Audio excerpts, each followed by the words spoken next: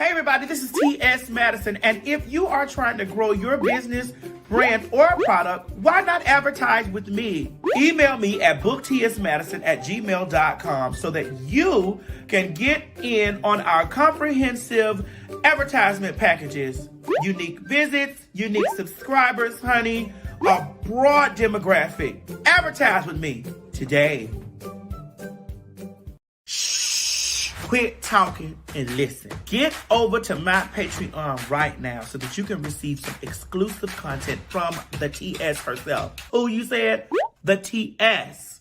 Patreon is filled with one-on-ones, exclusive content, behind the scenes. You can even chat with me in there, me and you. It's just me and you. So get to www.patreon.com/TS Madison Hinton, and you'll be glad you did. I promise. Some words are too big for text messages, too personal for a group chat, too you for a store-bought card. That's why we built Say It in a Card. And now version 2 has landed on iPhone and Android. Send your actual voice, your actual face, record a video message that hits different than any greeting card ever could. Cards that move, glow, and unfold. Animated moments that feel alive. And when you don't know what to say, our AI emotion coach helps you find the words. This isn't just a card app.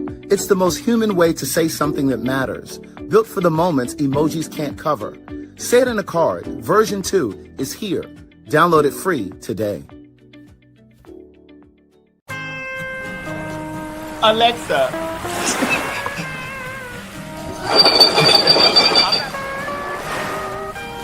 Let's have tuna. Let's have tuna. We've seen your mom.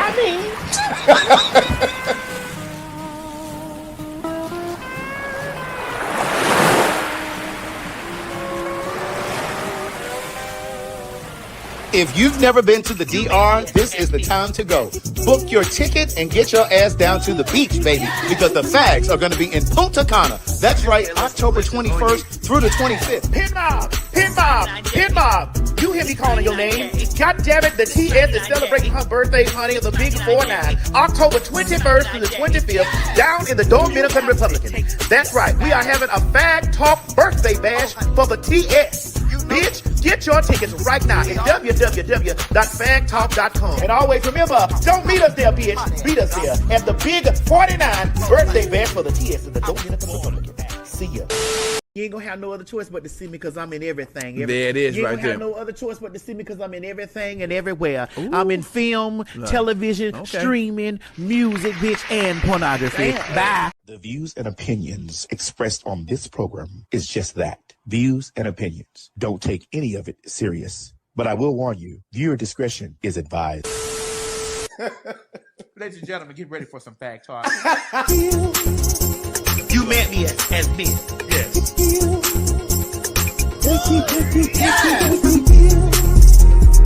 This hair looks delicious on you. Yes! This 99J. This 99J. This 99J. This 99J. This 99J. Yes! Do you have to take the bag? Oh, how did I live? That's that right. Hey, y'all stop rushing us in the motherfucking. I'm popular, hot ass. I was born a bag. And so are you. I'm rich. I'm sorry. I'm rich. And so I'm rich. I'm sorry. I'm rich. And so I'm rich. I'm sorry. I'm rich. And so I beg your pardon. I'm rich. Say it again. I am rich. You're what? That's right, Correct. And you got some people in that. She keeps poking the bear.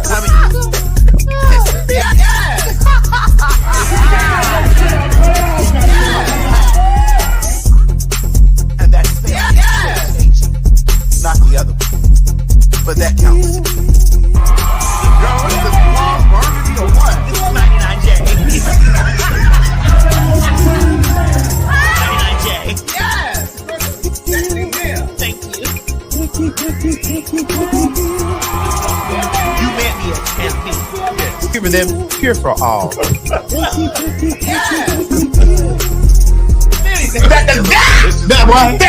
And y'all stop rushing up in the motherfucking. 99J. This is 99J. This is 99J. This is 99J. This is 99J. Yes. Girl, what is this? Plum, burgundy, or what? This is 99J. 99J. Yes. Thank you. I'm rich. I'm sorry. I'm rich. I'm sorry. I'm rich. And so I'm rich. Correct. And you got the people in that, but she keeps poking the bear. I'm rich. Say it again. I am rich. You're what?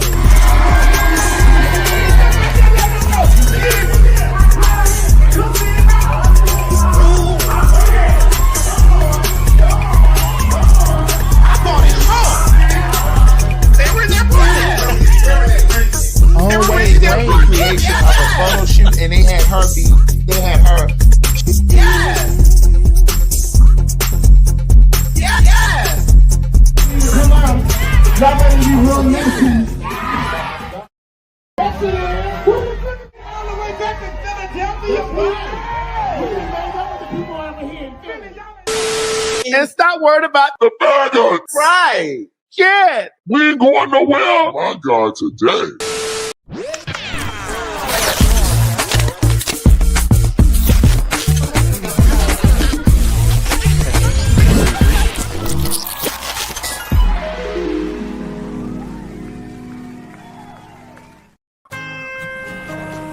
Alexa.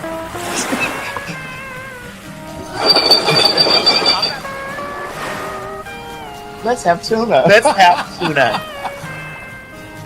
We've seen your mom.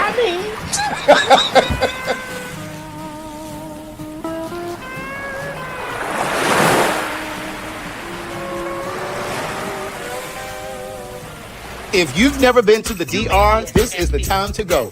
Book your ticket and get your ass down to the beach, baby, because the fags are going to be in Punta Cana. That's right, October 21st through the 25th. Pin mob! Pin mob! Pin mob! You hear me calling your name. God damn it, the TS is celebrating her birthday, honey, of the big 4-9, October 21st through the 25th, down in the Dominican Republic. That's right, we are having a PhagTawlk birthday bash for the TS. Bitch, get your tickets right now at www.phagtawlk.com. And always remember, don't meet us there, bitch. Meet us there at the big 49 birthday bash for the TS in the Dominican Republic. See ya. Some words are too big for text messages, too personal for a group chat, too you for a store-bought card. That's why we built Say It in a Card. And now version 2 has landed on iPhone and Android. Send your actual voice, your actual face, record a video message that hits different than any greeting card ever could. Cards that move, glow, and unfold. Animated moments that feel alive. And when you don't know what to say, our AI emotion coach helps you find the words. This isn't just a card app. It's the most human way to say something that matters. Built for the moments emojis can't cover. Say It in a Card, version 2 is here. Download it free today.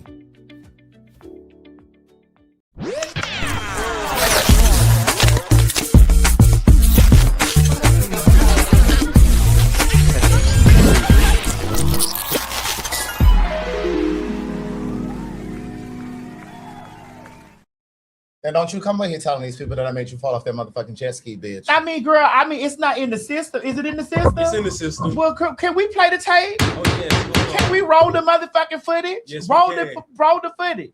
That's what I need. Get out of here. Come on, Mandy.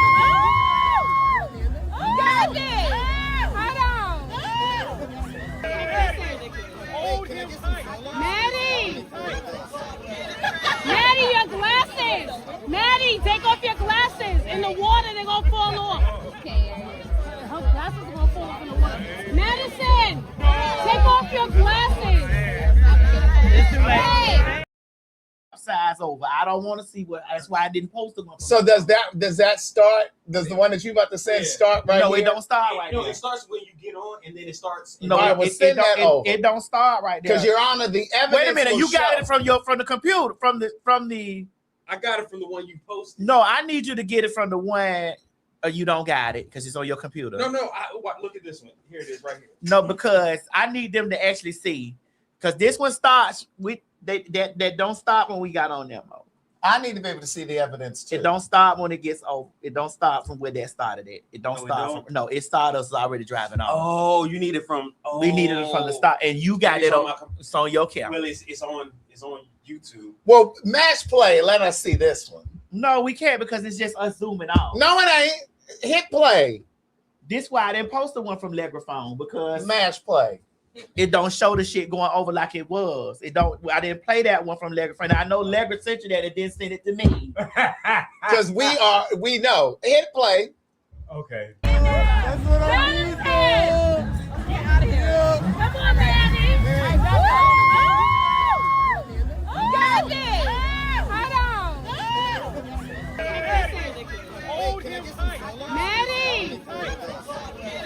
Maddie, your glasses. Maddie, take off your glasses. In the water, they're going to fall off. Her glasses are going to fall off in the water. Madison, take off your glasses. It's too late. Hey. They ain't expensive. She be all right.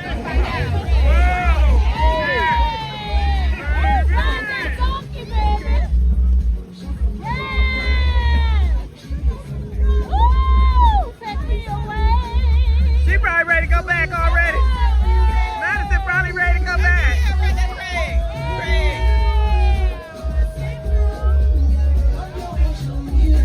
Look at these two. Ah!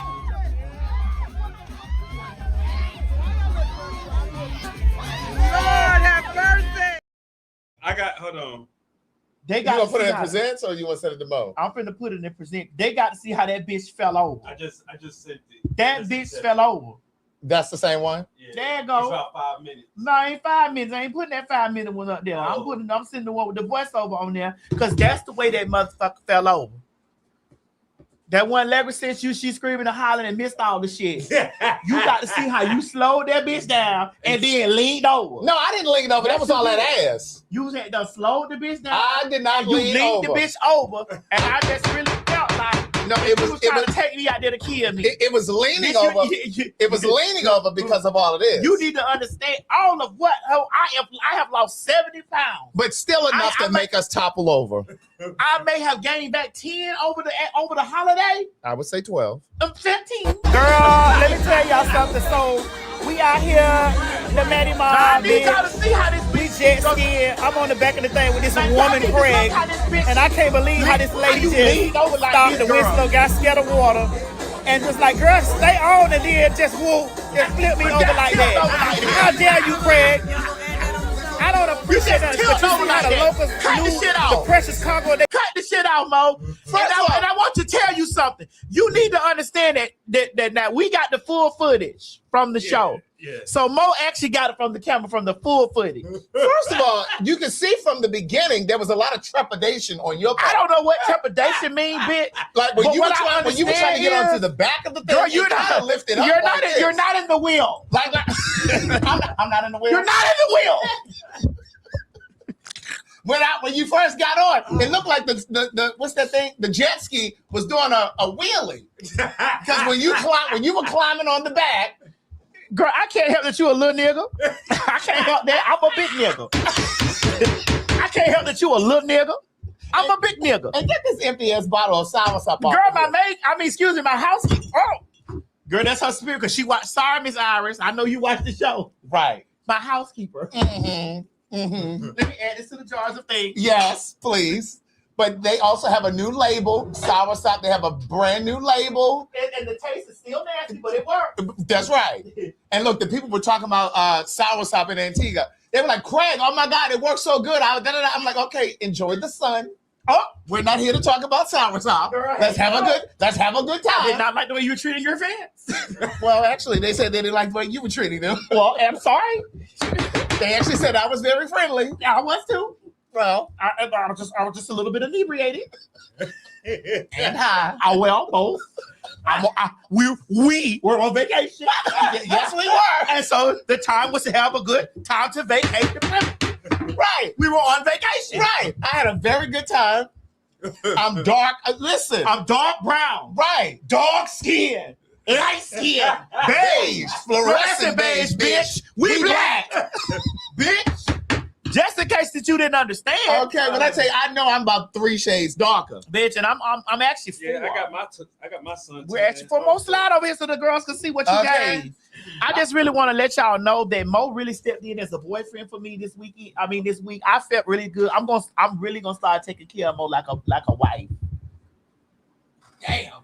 Stop this, John. Girl, you don't have the capacity, honey. You've never had the capacity. I just need you to understand that. Do you see the shades of color here? More just look like eyes and mouth. Jaya, that was a mess. Fuck you, bitch. Oh! He would never say that to me, bitch. That's how I know he don't respect you as a woman.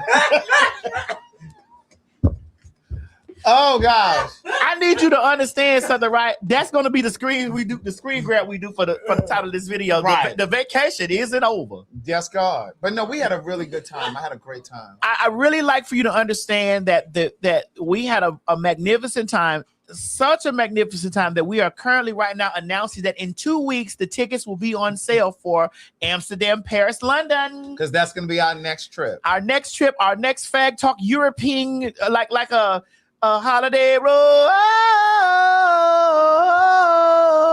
holiday road, European Lampoon. the PhagTawlk Lampoon vacation. Right. The PhagTawlk Lampoon vacation. So the plan is for us to fly from here to Amsterdam. We're going to spend 3 days in Amsterdam. We're going to spend 3 days in Paris and 3 days in London. Now, if you don't have the money, it's okay. You can save now. Right. So the plan is to put those tickets out, put the trip content, everything available. Yes. And then you can pay on it. Because the plan is to do it like this time next year. Yeah, like around about this time, August or whatever. And we would do a show in London and Paris. Yeah, but we're going to spend time in Amsterdam. Yeah. You know what I'm saying? But we're going to do a show. Now, this will not be all-inclusive, so we're telling you to save your money. Right, because Europe, they don't have like all-inclusive resorts and things like that. It's going to be hotels. We were trying to get you girls to step your pussies up. You girls say y'all rich bitches or whatever. And we are not going to, everybody's a rich bitch. So we're not going to offer the rich bitch package because we did hear that we did listen. As people, we did listen. We heard that, some of y'all was saying that y'all didn't get enough time or what else because y'all was with the rich bitches or whatever. But I was like, girl, you're all rich bitches. So girl, this is definitely the rich bitch package. Yes. So you rich bitches, if y'all hoes is rich bitches, can you come Amsterdam, 3 days in Amsterdam, 3 days in Paris, 3 days in London. Now if you're already over there, if you are our international fans and you're already there, the tickets will be on sale for $100 for you. Well, it's gonna be a little more than that. Well, that's general admission, right? Because you'll be able to purchase tickets just to come to the show. If you're already there. If you're in London or if you're in Paris. If you're in London or if you're in Paris. So this is for all of our Parisian and Londonaires. If you're Londoners. Parisians and Londoners. Right. If you're already there, right, you will have the opportunity to spend. Now, don't come to Amsterdam and try to get on the stuff with us because we're not doing that. If you're not a part of our elite group, the Pin Mob, if you're not subscribed to the Pin Mob, the elite group, we are going to heaven. We are the heavenly. We're part of the 144,000 to try. That's right. You already know this is a setup for where we're going. Yes. And then also, Allegra was also saying... No, this is a setup for where we're going. Oh. The new ager versus the 20. Our girl, Jasmine. Okay. Yeah, we're going to go directly into that after we discuss this. Yes, for sure. That was cute. You said, what is the prices of the star? Well, Allegra's working on that now. We don't know. But here's the thing. One of the things that Allegra did say was, if you're not able to go for the entire trip, maybe you can come for a leg of the trip. So there will be like a different pricing structure. There'll be a price structure for the people who are going to come for the entire time. And then there's going to be a pricing structure for those who need to come mid vacation, if you will. Let's just say you want to fly, you want to come into the London part of it and come to the show, or you want to come to the Paris part of it and then come to the show. There'll be packages for that as well. All right. But we'll have that information and we're going to drop that first in the PhagTawk International Facebook group because many of you are already in there. And then the information will also appear on PhagTawk.com and PhagTawkInternational.com. But you can always get the information from PhagTawk.com. Okay. Yes. So because this is what we've decided to do. Like we said, if we're gonna step our pussy, we're gonna step our pussy all the way up. And that's AWLL all. Right. We're gonna go all the way up. That's it. Now while we were on the trip, we had a very good time. It was relaxing. We went in because we only fly Delta. That does not make us elite because we fly Delta. Right. We just only fly Delta. It just makes us choicey. It just makes us very. It makes us have we have a preference on the way. If we go down, it will be Delta. Oh wait! Speaking of Delta, did you did see them go down the other day? What? No, I didn't see that. They didn't go down, but they were definitely smoking in the bag. Oh, they smoking up in here. They were smoking up in here. And so the motherfucker was smoking and they had to do an emergency landing in Atlanta. Really? Yesterday. Oh, see, I missed that. I didn't. I didn't. What I was going to ask was, did you reach out to them? Because we sat on that motherfucking plane coming back for a whole hour. Yes. Did they compensate you? They did. What'd they give you? A few thousand points. Oh, girl, they gave me $250 credit for a flight. No, I didn't want no points. I needed the points. Yeah, I want the credit. Well, girl, the 250 is still 2,500 points. Girl, for 250, I can go round trip somewhere. I can add that to. Girl, where are you going? This is not Spirit, girl. It's gone. Where are you going for anywhere? Oh, no, it could be a leg somewhere. It's gone. It's a leg somewhere. Spirit is gone. It's gone. Okay. Honey. Speaking of Spirit. Yeah, so we had a really good time. Mm-hmm. We were having a lot of spiritual awakening. We went on the beach. We did a little witchcraft on the beach. We did. We conjured up a couple of get money spells out there in the water. Hear us, hear me. And then we also very much so gave offerings to the water, asked it to bring in and take away. We bonded out there, we had a really good time. It was at night. It was at night. Yeah, we set foot in the water. It was warm. The waters were warm. Yes. We did it outside of the group because we didn't want the group to know that we were over there conjuring it up. But now you know. Right. If you couldn't find me, I was at the water. Yes, Yema, yeah. Yeah, and in the process of that, we were just really having a time, and we were really talking about how the things that we're really grateful for. Because I really think that when you're at the water, or just anywhere when you're we use the word conjure because it scares a lot of you Christian folks. When we're at the water conjuring or we're anywhere conjuring, you have to give thanks for a lot of things first because you got to be grateful for the things that you've already seen. Because when you go, it's like going to your parents and asking your parents for something. It's just like, girl, you ain't thankful for all the things I've already given you. Like, you got to give the thanks, the thanks. Is this the thanks that I get for putting you bitches on? Is it my fault? Something weird to that nature. You got to give the thanks for the things that you got. And we are abundantly blessed. We were talking about it yesterday. No matter what trial or tribulation that we may have in any situation, we are abundantly blessed. We're abundantly blessed in our families. We're abundantly blessed in our going in and our comings out. So we definitely, gave a lot of thanks, thanks for our friendships and for being able to have a wonderful trip like that with so many wonderful people came in. Yeah. We had times with so many wonderful people, so many wonderful spirits came. There was a lot of new faces. Yeah, there were a lot of people that I didn't recognize. There was a lot of new faces there, which you'll see on the video. Craig, I should tag you and I should make you a collaborator on it. You already posted it? Oh, well, I haven't started. On YouTube, you can make collaborators. Can do it yeah, I've seen that. I've never done it, though. Well, because, I do with Outlaws. Oh, okay, yeah. That's why I'm going to be done today by 2:30 because at 3, the new episode of Outlaws comes out. With Laverne. Yeah. Are we going to talk about that a little bit? The next, on Sunday. Oh, okay. After it airs. I'm dying to know what she said. You'll see. They will all see. Okay. Okay. I know. Mm-hmm. But they will all see. Okay. Laverne was not, she was no host barred. She was in the raw element. She was in her black element, honey. Yes. Okay. Oh, okay. For this interview.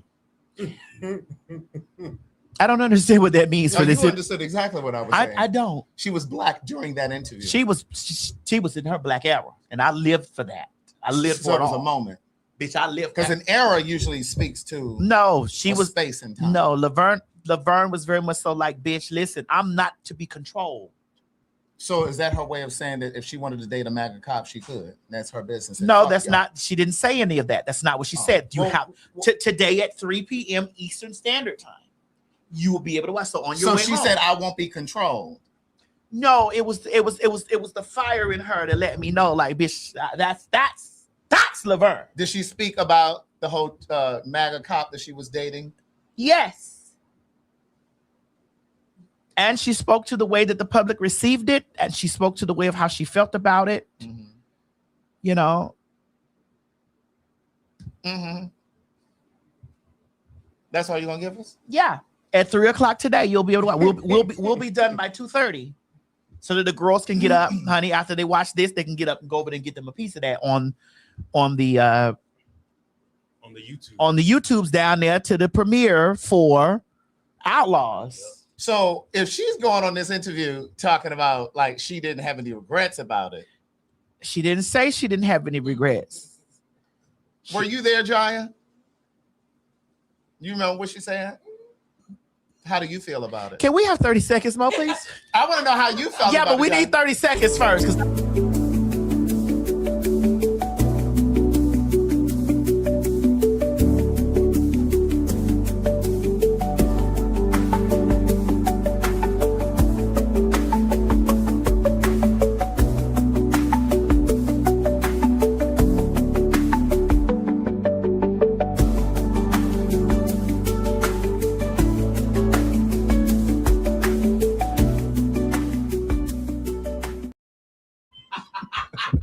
Oh yeah, they're gonna tear her. Girl, no, they're not gonna. They might have to. What they gonna do? Then? They might. What they gonna do? They may. I don't know. What they gonna? It's a possibility. I'm not sure. What they gonna do? How they gonna do it? I mean, I just. Girl, it may happen like that. What they gonna do? I don't know. What they gonna do? It's a possibility. What they gonna do? What? I don't know. I'm not sure they're gonna do. How they gonna? Oh God! What? It may happen that way. What was that sound? Oh God! I don't know. Oh God! I'm just now. I sat there and I had told her. I said, "LeBron, you know the girls are gonna."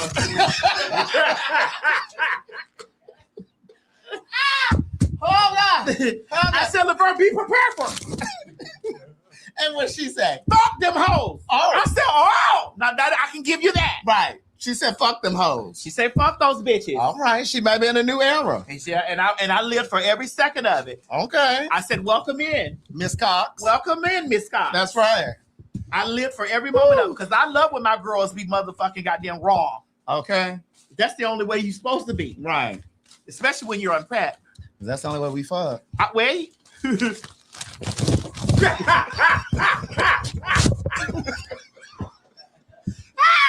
Oh God. Oh God. Oh God. You know. All right. That is too funny. So Jasmine. Yes, she did the 20. She's a new. They call her a new ager versus 20 Christian. Yeah. Do we have the screenshot of it? Yes. Hold on, right. Now y'all move quickly. Now y'all gonna have to move quickly with us because the show's gonna be over at 2:30. Right. You want that one first? Yeah, and then show her so they'll know exactly who she is. So this is Jasmine. I know many of you probably Jasmine's already follow Gardens. her. That's my girlfriend. Jasmine's Gardens. Yeah, I've been following her stuff for a while. I really align with a lot of what she talks about. And so she did a conversation on YouTube. I can't remember the woman's channel, Dr. somebody. I can't remember. But Jasmine is representing New Agers, those who have walked away from Christianity but still have a belief in a higher power. And she was in conversation with Dr. Daff. Yeah, thank you, boy, guess what? But then it was 20 women who are representing Christians. Right. And it was such a spirited conversation. I actually watched it on the flight back from Antigua because it's a 2-hour conversation. And so it took me through most of that flight. And I thought she made a lot of great points. She made lots of points. She asked questions. And there were moments where I felt like she actually gave those women pause. I could tell she gave a few of them pause because some of them were like, I like the way that you think. And and you could see that their cogs were turning. But similarly, the ones who didn't outright agree with her, they became a bit tense when she said certain things. But still, I knew she had them thinking, because one of the things they talked about was the difference between manifesting. We talk about manifesting here a lot. I talk about manifesting a lot on my live stream, but just talking about writing things down and putting them away and allowing, like a vision board, that's manifestation. Yeah, like all of those, you know what I mean? Definitely what I do. I'm a vision boarder. And Jasmine talked about utilizing crystals and stones. And so she made the distinction and she said, I don't necessarily believe that the stones itself have power, but it's the intention behind the stone that you put behind it. It's just kind of like this spray that we have, like this money spray. This like this spray, you correct. Again, manifestation. Open your hands, ladies and gentlemen, receive. Now, money is not going to come because of this, but because of the intention behind it. Because of the request that we have to the Holy Spirit. That you send out. So she said, well, here's the thing. She said, manifestation is no different than you having faith. Faith that something is going to happen. Faith that something is going to materialize. And so one of the girls on the Christian side said, you calling her? Yes. One of the guys, one of the women on the Christian side said, Jasmine, what's going on, sister? We're talking about you now on the show. Girl, we are discussing you right here on the show right now, girl. You did a magnificent job on the 20 versus 1. Now, I didn't like the New Ager because, like, they could have just said witch, sorceress, goddess, whatever it is. They could have just said the things. But I understand why they didn't say that, because that would have probably deterred, quote unquote, Christians from even watching. You know what I mean? Probably would have. I mean, I think they at the very least could have called me a spiritualist or an occultist. Yes. But I think people probably still would have tuned in because they enjoy this type of debate. For sure. Jasmine, are you whooped up? Can we send you a link so that we can chit chat about it for a second? Or no? Because if no, you could just cut your camera off, because we the people are in the comments like we really applauding you for the good job that you did. Like, you don't really necessarily. Yeah. And I could just send you a link. Yeah. Okay, I'm gonna send you a link. You don't got to get on camera. Okay. Okay, Mo, send me the link where I can send it to Jasmine. Okay, I'm finna text you the link now, because we want them to hear you through the system, girl. Okay. Yo, you did that. I was over here so proud. We watched it on our, because we were in Antigua, and we watched it on the way back. But I had been watching it already because I was like, this is my girl, Oh, thank you. Yeah, I'm about to send you the link now, baby. Okay. Okay, bye. Well, while we're waiting for her to get to the screen, one of the things that she talked about was the difference between manifestation and faith. And so she drew the comparison and basically said, me manifesting is no different than you all having faith that something is going to come to fruition. And one of the women said, on the Christian side, said, yeah, but you got to be careful with those stones, because, depending on who's using them, there's evil behind them, and, it could be evil. And then Jasmine, she touched it. I really wanted her to drive it home. But again, you got to remember, it was just her talking to 20 different people. She did address it, but she said, it's no different than when you go to a church. You don't know the intention behind the pastor until you know the intention behind that pastor. You understand what I'm saying? So just like there are pastors who get up and preach from a place of flesh and not a place of spirit. So it's no different. We got some pastors in here we're going to throw in here in this accountability course. One out here fucking off with little boys and another one over here stealing money. So again, and while we're in that department, we are going to talk about Sydney Starr. Oh, we definitely gonna talk about that. Because I need for a motherfucker to understand that I see you pussy ass sloppy ass bitches over there trying to loop me into that shit. If you were really into the things like you were supposed to be, you would have known I cussed that hoe out bitch sitting over here 2 years ago. I ain't fucked with that bitch since for 2-3 years because she sat down with that raggedy bald head ass motherfucking hoe and didn't clean that shit up. And to that trap jaw ass bitch, Jasmine Clark. Jasmine Chanel Clark. Bitch, you don't know me. I done told you about playing with my motherfucking name like that ugly asshole. And I really don't even cuss at you like this, bitch. But I done told you about playing with my motherfucking name. Strong jaw ass nigga. Okay, Jasmine is here. Jasmine is here. Hi, y'all. Hi, Jasmine. Hey, Jasmine. Okay, Craig, drive it. You look cute. First of all, Jasmine, I want to tell you, congratulations. Thank you. I didn't get an opportunity to really tell you congratulations on your wedding. I did watch all the stuff. Your wedding dress was beautiful. Yes, I love the way that you incorporated all of the earthy things into it. And I'm glad that listen, now here's what gagged me about you getting married. I didn't see it coming. I did not. I've been following you for a while, and I don't always comment. Every now and then I will, but I usually would just hit a like. But I think I did comment on your wedding something, and I was like, you really look pretty. You really look beautiful. Thank you.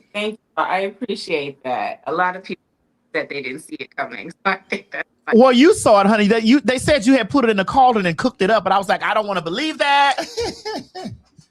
I told people, wait, by November of 2026, I'm gonna be married because I'm tired of this shit. And here we go. Well, one of the things that I wanted to ask you about the conversation that you just did, was there anything that after you looked at it that you were like, damn, I wish I had said this, or I wish I could have driven this point a little bit more? Many things. I wish people talk as long as I did. Like, first off, they told us we'd have 15 minutes for the different prompts that we had, and we had 5 of them. And there was a lot that got cut out. And I think it's because we kept going over time. So I didn't even know how much was going to make the cut. But they told us we were having a conversation and not to cut each other off, but also to feel free to jump in. And it's like, how the fuck do you jump in without cutting somebody off, right? Be as respectful as possible. Also because in these discussions with Christians, they often say that I'm condescending. And I know I'm very matter of fact. And I know how that condescending. And I didn't want that. I wanted them to know that we are open, we're towards them. It's just something I chose to divest from. So in having the ability to watch it back afterwards, I definitely wish I would ask more questions, engaged a little bit more, instead of just kind of answering their questions. But I also think it allowed them to get insight on our work. Yeah. And I kind of was thinking that as I was watching it, I said, I'm pretty sure they probably cut some things. But I will say this, to the point that you just made, you said sometimes you've been told that you come off condescending. I didn't get that at all from this conversation. I was looking at it and I just kept thinking and I'm not just saying this because you're here, because they know that I will really give my opinion. I really felt like you were so poised, because there were moments where I was getting hyped on the plane. And I was like, damn. Well, because they were trying to trap her up. Yeah, but you were so calm. And I was just like, it was so even. And I just feel like you were so prepared for the conversation. And then there was a moment where, and I don't remember, it was a black girl on the Christian side, but I can't remember her name. But I remember she was just like going question. And you said, well, are you going to let me answer the question? And I was like, yes, because like, girl, like give her a moment. Like she was lambasting you with like question after question. But I just felt like you did such a great job. And I was saying as you were about to join that I love the conversation where you guys were talking about the similarities and or differences, if you will, between manifestation and having faith. Yes. You know what I mean? So if you want to speak about that. I feel like they are exactly the same thing, just different words, really just different language. If religion had its own language, we are all talking about the same thing. If faith is the substance of things hoped for and the evidence of things unseen, and faith without works is dead, then that is all manifestation is, because I explained it is mystified self-preservation or discipline. It is you putting a goal into motion and having some sort of plan, but you must do the work. If you decide you want a business, you still have to go and fill out shit to put that business into motion. There that you on your end, just being like on it, God's not going to give it to you. Just being like the universe, I want it. You still have to go and do something. Right. Really at missing the point. But I know them were just on the defense because I'm the enemy in their eyes. So they did it. But I actually was not well prepped for it. I wish I would have prepared better. I came on thinking that it was going to be a conversation. Honestly, I haven't watched the Dr. Dash show. I didn't really tap in on anybody else's episodes. I just kind of skimmed to see the format of how things would be set up so I could figure that much out. But yeah, I was just high. I smoked before I got there.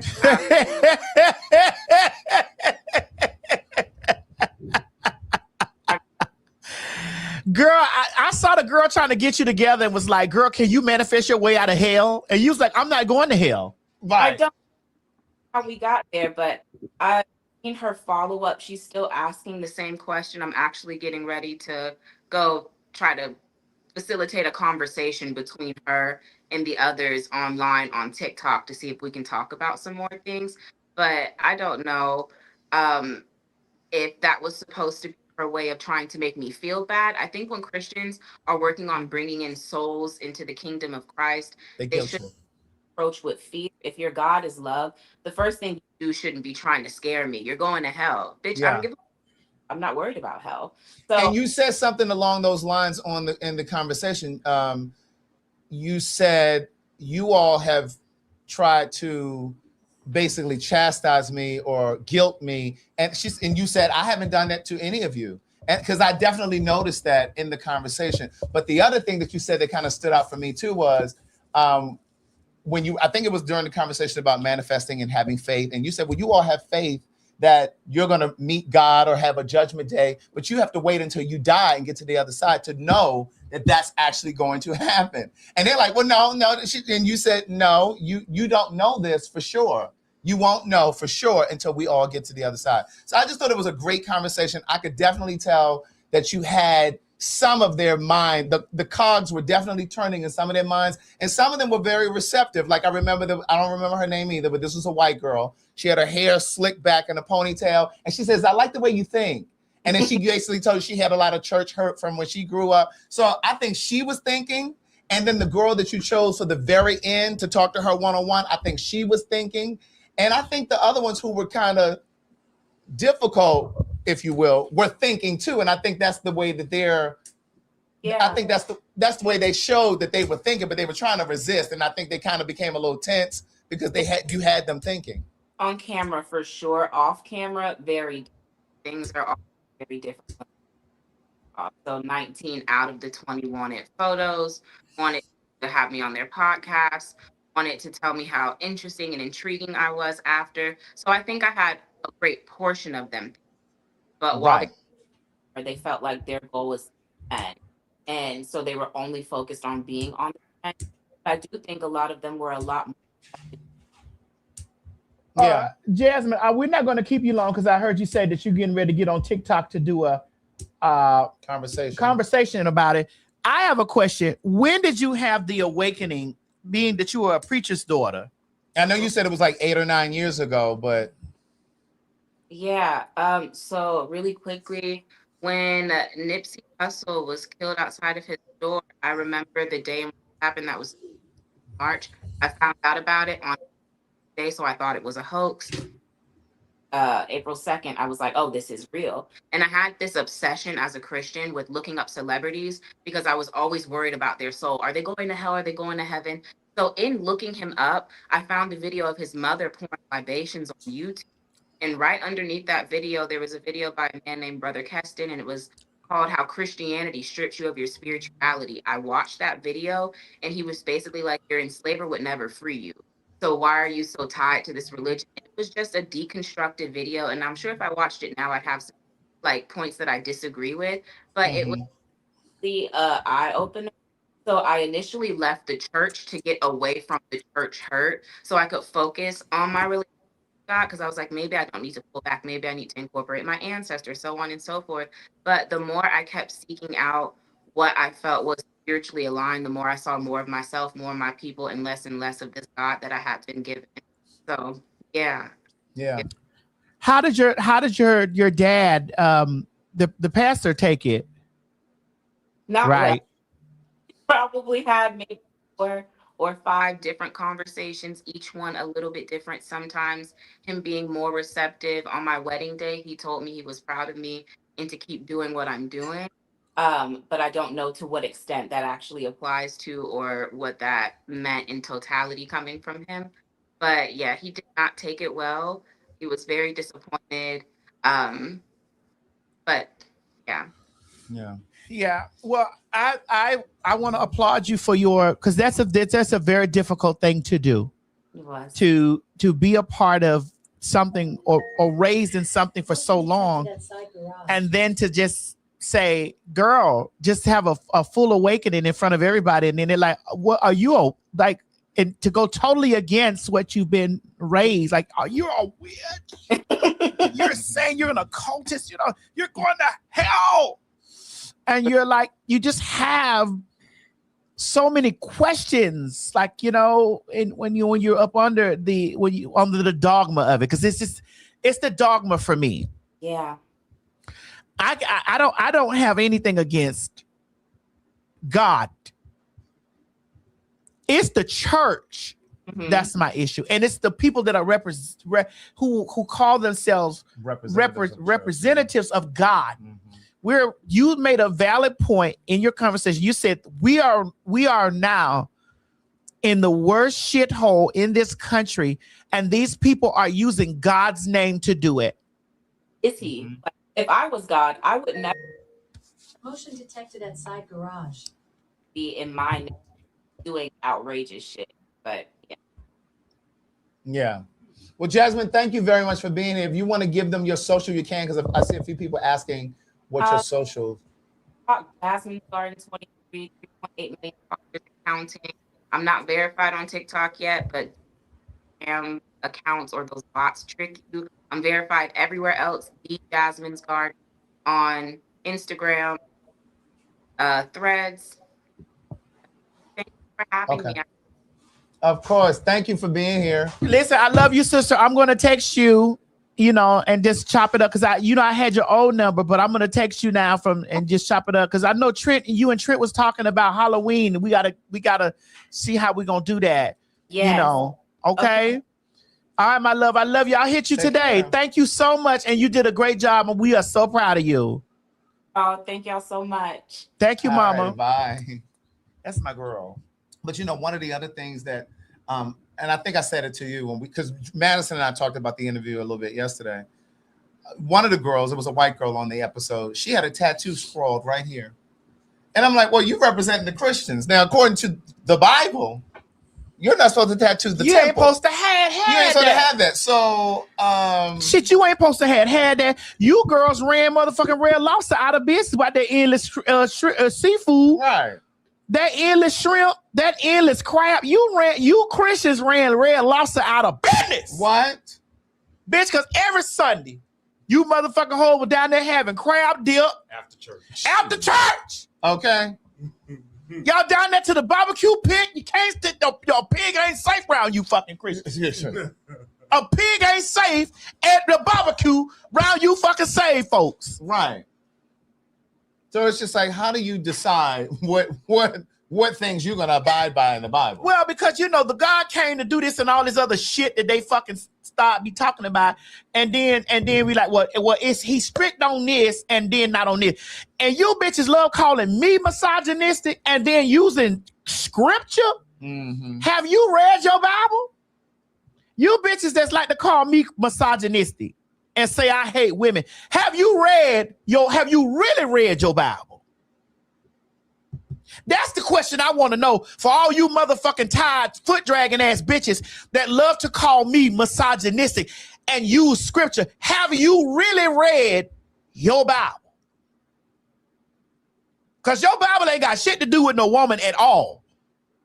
Will knock one of you hoes in the head with a rock, will drag you bitches out of the street and tear you into 12 pieces and give that shit to different niggas, will throw you out there to a motherfucker to save a nation that will get fucked in your ass, your eyeballs and your ears and everywhere else and tossed on the sidewalk. Your Bible tell you about this. That's the most misogynistic shit, bitch, that you could ever say. Don't even use the word misogynistic, bitch, with me if you ain't said that about your Bible.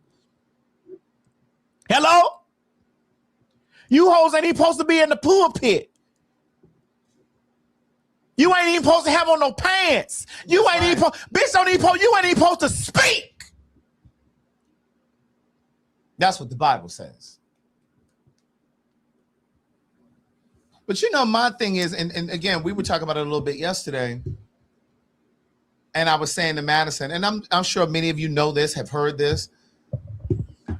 Slaves were not allowed to do anything. They couldn't marry each other. And when they were set up to breed other children, breed other slaves, they weren't even allowed to be family. And so part of the reason that they broke those people up and sold those children to other plantations, because let's just say me and Madison were slaves and they've set me up to have children with her. What? Well, why you couldn't let Mo fuck me? Well, either way, you ain't got no pussy. So whichever way I had gone in this story, whichever way I had gone in this story, Girl, you just can't hear it. Pull me up like that. You had no business tearing my pussy up like that. Whichever way I went into the story, my pussy ain't got nothing to do with it. We were going to come to a dead end. Either way, the story is going to come to a screeching halt. A dead end. There's no way out. Oh God! There's no way out. See, it had nothing to do with this. So, for example, like they would make me and Madison have children together. They may have us having 10, 12, 15 children. They're not going to let all of those people, that same family, stay together on the plantation. They're going to break our children up. They're going to put 2 over here, 3 over there, 5 over there. Because, like I was saying to her yesterday, our family could become larger than the slave owners' family. The plantation. Yeah, and then we've been and killed them. We've been and had a revolt. So that's part of the reason why they would break up the family. We'd have a coup. Exactly. So my thing is, if they wouldn't allow us to raise children, have families, get married, but they only allowed, we couldn't learn to read, couldn't learn to write, but you could learn to read the Bible. That's the only thing you could do was read the Bible. What sense does that make? It makes perfect sense when you're trying to control people and by the mind. And you still have black folks generations later, centuries later, who are so beholding to the Bible. So it's just about critically thinking critically, right? It has nothing to do with you not believing in a higher power or believing in God. It's about questioning the nonsense. And it's part of the reason that people go to church week after week, month after month, year after year, not questioning the pastor. You're giving away money for the pastor's anniversary, and then there's a building fund, then there's the pastor's anniversary. I mean, it's just all of these things, and no one questions why or where the money is going. No one is questioning that because you're told that, oh, it's blasphemous, or you don't ever question the man of God. No, I'm questioning where my money going. Yeah. It is strict. You expect people to come to church and not ask any questions about where their money is going? Well, I think personally that the relationship with the higher authority, with God, the Creator, should be established individually. Absolutely. I mean, you should never allow the church to dictate your relationship with the higher being. I think the church is just there to assist. It's not there to tell you or control your life on how you should move around the world. I mean, move throughout the world. Yeah. Is you have to determine your relationship with God, because the church ain't gonna be there when it's time for judgment, if that's what you believe in. And ultimately, I'm a believer that your instincts, your spirit, your conscience, that's your roadmap through life. Yeah. That's your direct connection through God. I agree. And I was having a conversation with a friend of mine yesterday. He was saying that for the past couple mornings, he's been awakened at like, I don't remember the exact time, but it was like around the 5 o'clock hour in the morning. And I said to him, I said, you know, I have a spiritual teacher that shared with me that between the hours of 3 a.m.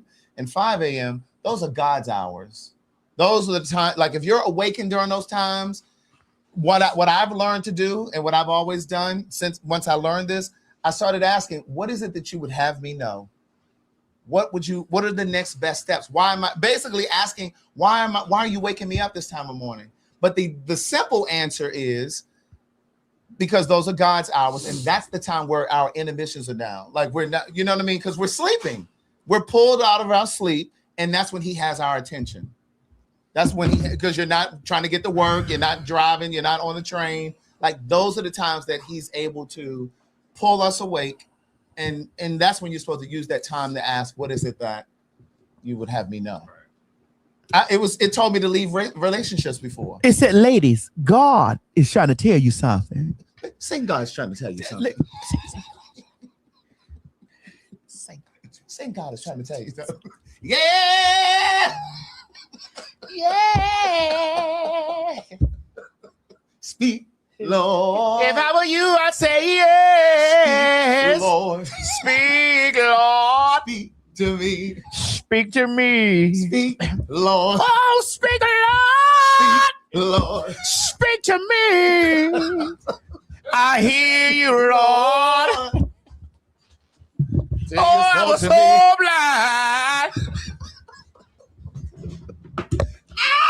Hold on. Can't sleep at night. And you wonder why. Let me go. Maybe God is trying to tell you something. Oh, you can't sleep at night. Can't sleep at night. And you sure wonder why. Maybe God is trying to tell you something. Shit. Okay. But yes. Well, listen, I told the spirit showed me a password to a nigga phone. You did. That's the truth. Yeah. The spirit showed me a password to a nigga phone, and I needed to know what was in there. Bitch, I was laying in that bed. That motherfucker was big as day. And I was like, this is not true. It can't be. Mm-hmm. I was like, it can't be. Give me a tissue, Mo. I said, it can't be. Right there. It can't be. Mm-hmm. That motherfucker went over there and got in the shower. Mm-hmm. Got in the shit, left his phone over there with the full confidence. Okay. Laid that bitch flat. Laid it like that. And see, this is why I had.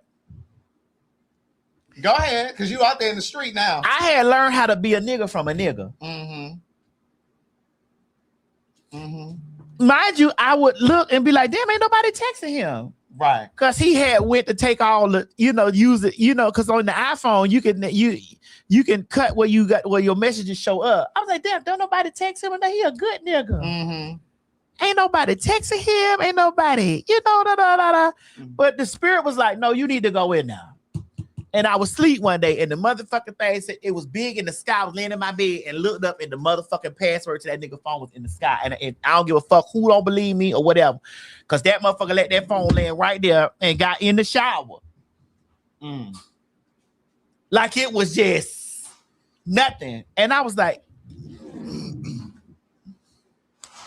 and that bitch said, that sound? That sound, bitch, when it unlocks. Yeah. I said, oh, bitch. And I pressed that text message button over there where it had no numbers up there. Mm-hmm. Bitch, and it was loaded from top to bottom all day. So I'm just scrolling.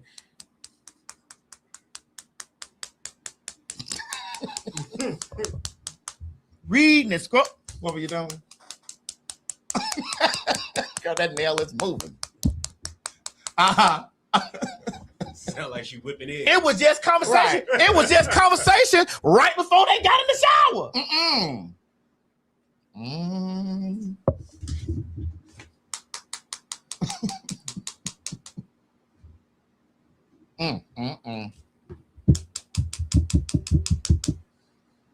That deception is something. Yes. But I learned how to do that. I'm gonna tell you. I was on TikTok the other day, and you know how like when your phone, our phones, we mix our phones up all the time, unless we have a distinct case. She said that one time her man, he walked away from his phone. She said she took her phone case off her phone and put it on his, and put her case. You know, she swapped the cases. And so when he came out, he looking for his phone, but he don't think she got his phone because he think she has her own phone because she didn't put her case on his phone. She just going through the messages. She found everything. And the people in the comments say, oh my God, that's brilliant.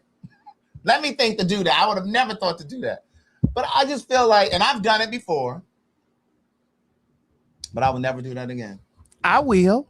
Because, and I'm gonna tell you why I will never do it again, because my instincts alone are enough for me to be done. I don't need tangible proof anymore. I do need tangible proof. I don't need tangible proof. I mean, I know my instinct, but with the spirit right in the sky, it's over. Because see, I'm telling you, the spirit woke me up one morning. It was like, you need to leave this relationship. You need to leave. you need to leave. Right.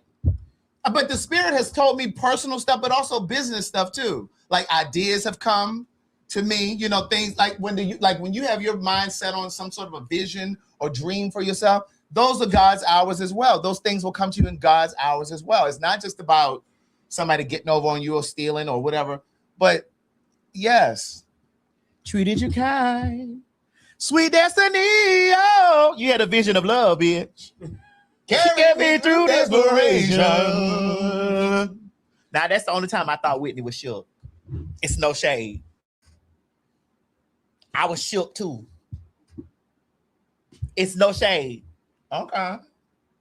I appreciate that. But you said something very important when we were in Antigua. Tell me what I said so I can repeat it just to make sure that I said it, because I'll deny it if I said it and you said Anita it. Baker. Oh yes, if Anita Baker, if Whitney Houston had Anita Baker, Whitney Houston's catalog versus Anita Baker's catalog, Whitney Houston could never.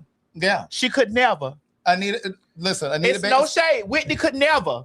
We didn't say voice. We didn't say vocally. We said catalog. Now, because if Whitney had all those same songs, but the gag is Whitney would have been an R&B diva. Yeah, she wouldn't have crossed over because.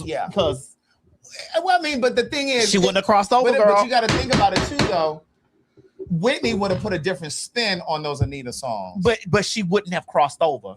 It depends on. Craig, sorry, those are not pop songs. Those but those are rhythm and blues. They are rhythm and blues. But what I'm saying is, if the arrangement was different, I'd like for you to understand Whitney's arrangement would have been different from Anita Baker's, and the music would have been different. Now I will tell you a song that I think that would have crossed over. What? That probably would have been Poppy if it was Anita and Whitney. If Whitney would have sang it and it would have. I think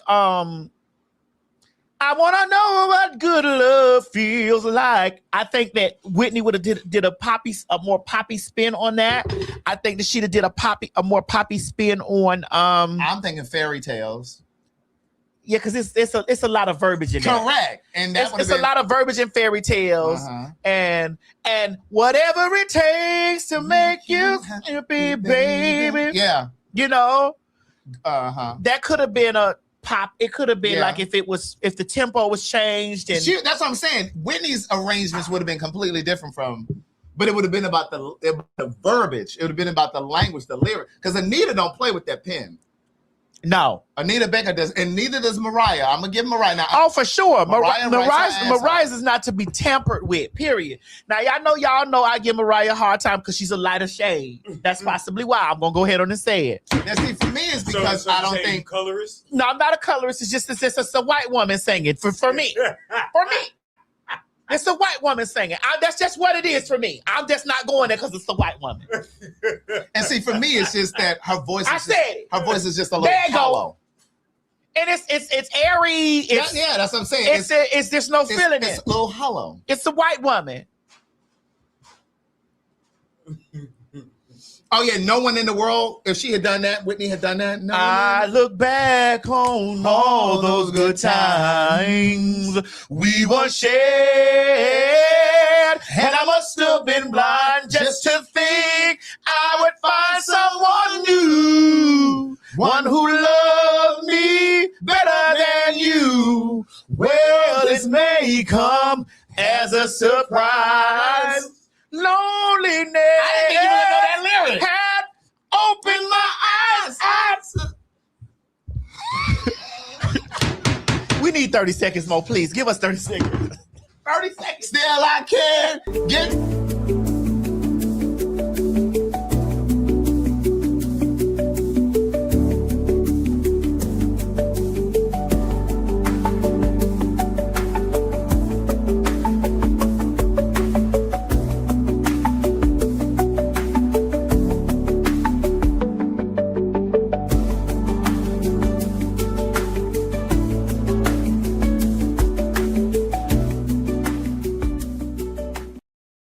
No one in the world can love me. No one in the world can love me. No one in the world can love me like you do, baby. Every time I'm with someone, love you is all I wanna back to your arms again. And no one in the world. Oh yeah, Whitney would have tore that. What? Whitney would have tore that. Now which verse? Now which era of Whitney? Which era? Oh, it would have had to be the beginning. No, because all that talk singing and no, shit. No. I would not say the beginning with because the beginning Whitney it would have had to be. It would have also it would have pre-Bodyguard. Excuse me. It would have been also airy, like Mariah. No, because it would have been airy. It would have been. I'm thinking Bodyguard. I'm thinking 92 Whitney. That's why I said nowhere past Bodyguard. I'm thinking 92 Whitney. 92. And not a year past it. Because between them Newports and that motherfucking crack. 92 Whitney. You better lay low. You better lay low. Because when she was doing all that talk singing, it was good. I'm still sick about that $1 million bill. Oh, bitch, that was my cut. Oh, I know. Because that was trash. That was my cut. That don't stand up against nothing against Mariah. Nothing.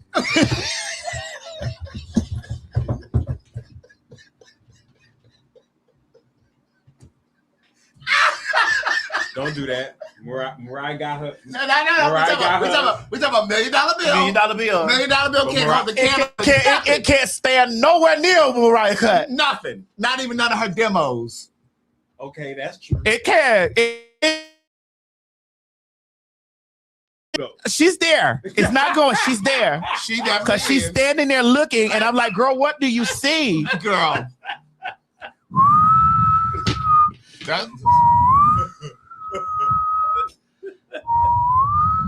Mariah need to get somewhere to sit down.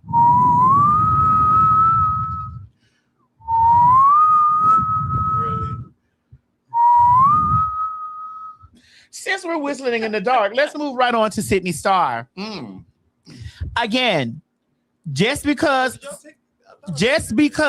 motherfucking a trainee, put her on the screen, do it.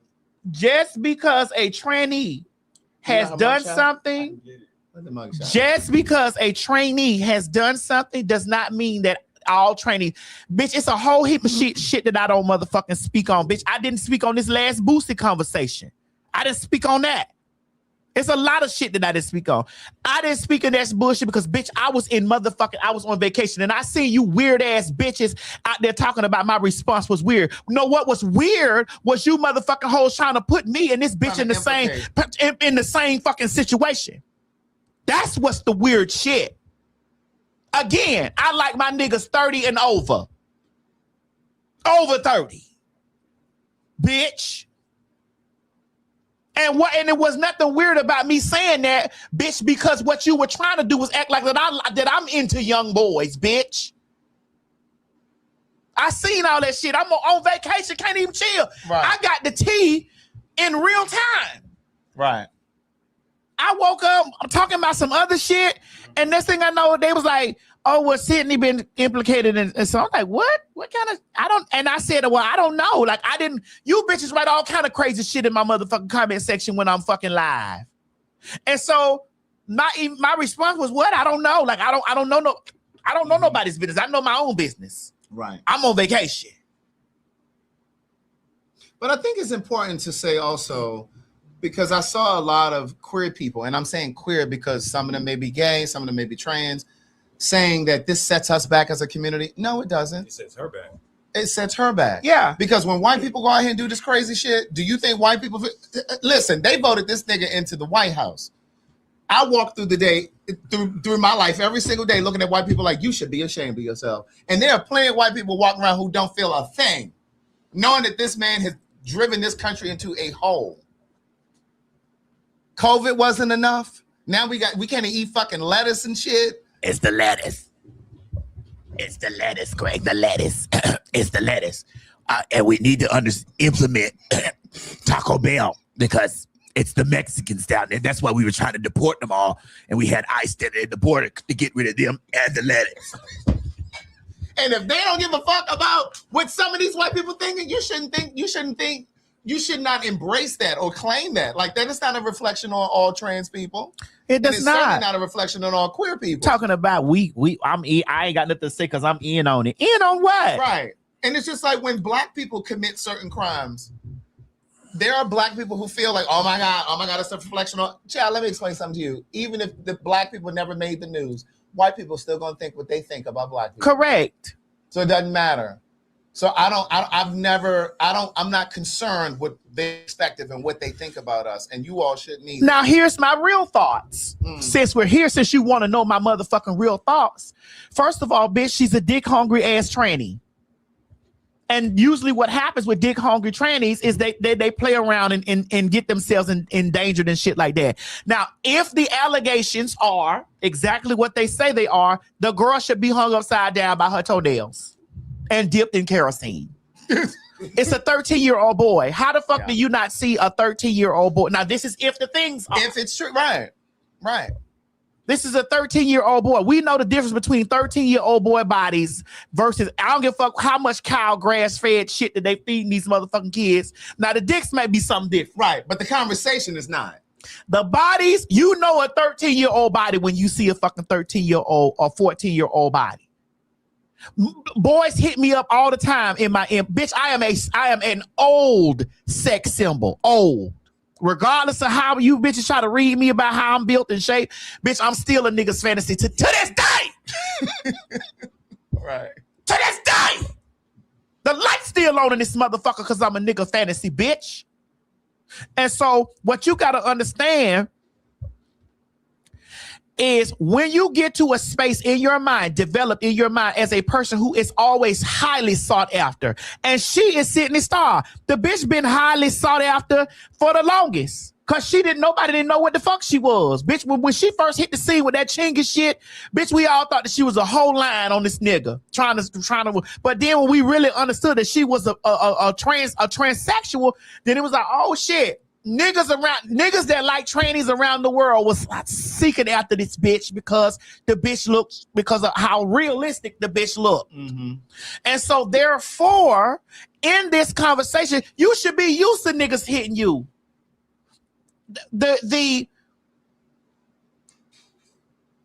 I'm not disgusted by men, but I get disgusted. We've had this conversation. Mm-hmm. I get disgusted with the way trannies lust after niggas or crawl on the ground, be this way, because I don't do that. Yeah. But you know that that's rooted in a validation. Yeah. You know what I mean? Because in some ways, it's almost like, oh, he's okay with me. So it's just like you're willing to accept it and take it from wherever you can get the attention. Because in some people's mind, it's just like, well, not every man is going to be interested in me. So let me just take on the one that is. Yeah. And so you should be, yes, that's absolutely crazy. From the shit that I was reading, it's like you over here in the corner, come here, boy. You luring and doing all this shit to a boy. It's like, girl, sit your dumb ass down. Yeah. Sit down. Yeah. Sit your stupid ass down. Like, girl, you really over here thirsting after motherfucking boys like this. Thirsting. Hit that comment, Mo. Niggas is, I really want y'all hoes to understand that niggas is not that to me. And this is why when a bitch, I see you raggedy ass hoes. I really wish I'd have took the time to clip some of y'all motherfuckers clips and put this shit on the damn. I really wish that I would have put some of you hoes that talking about my response was weird. No, my response was not weird. My response was very much so I like my niggas grown. And I don't run after niggas. That ain't what I do. So that's my opinion of it, bitch. Don't try to loop me in that fucking shit and then gonna say, I tried to make this about me. Of course, because you hoes trying to make this shit about me. Right. So what the fuck you mean I tried to make this about me? Yes, I made it about me to let you punk pussy bitches know that that's not what I do. Right. I don't even look at niggas like that. Mo is a prime witness. I could walk through a group of niggas and bitch and what's going on. Niggas. And I'm like, hey, I'm good, baby. Hey, how you doing? Again, I turn more niggas down in American Express, Visa, MasterCard, and Discover combined. Combined. So that was my motherfucking thoughts on the situation. I don't chase fucking niggas. So I would never be in no position like that any motherfucking way. Bitch. And I'm on vacation. Fuck that hoe. Because I didn't fuck with that hoe when that bitch took her motherfucking tired ass over there and sat with that dirty ass motherfucking foot dragging, cockeyed kid having ass bitch ass Tasha K bitch. When that bitch went over there and sat and let that hoe get on the motherfucking telephone and tell y'all that I called her to try to stop her interview. I don't give a fuck what none of them ragged ass bitches doing.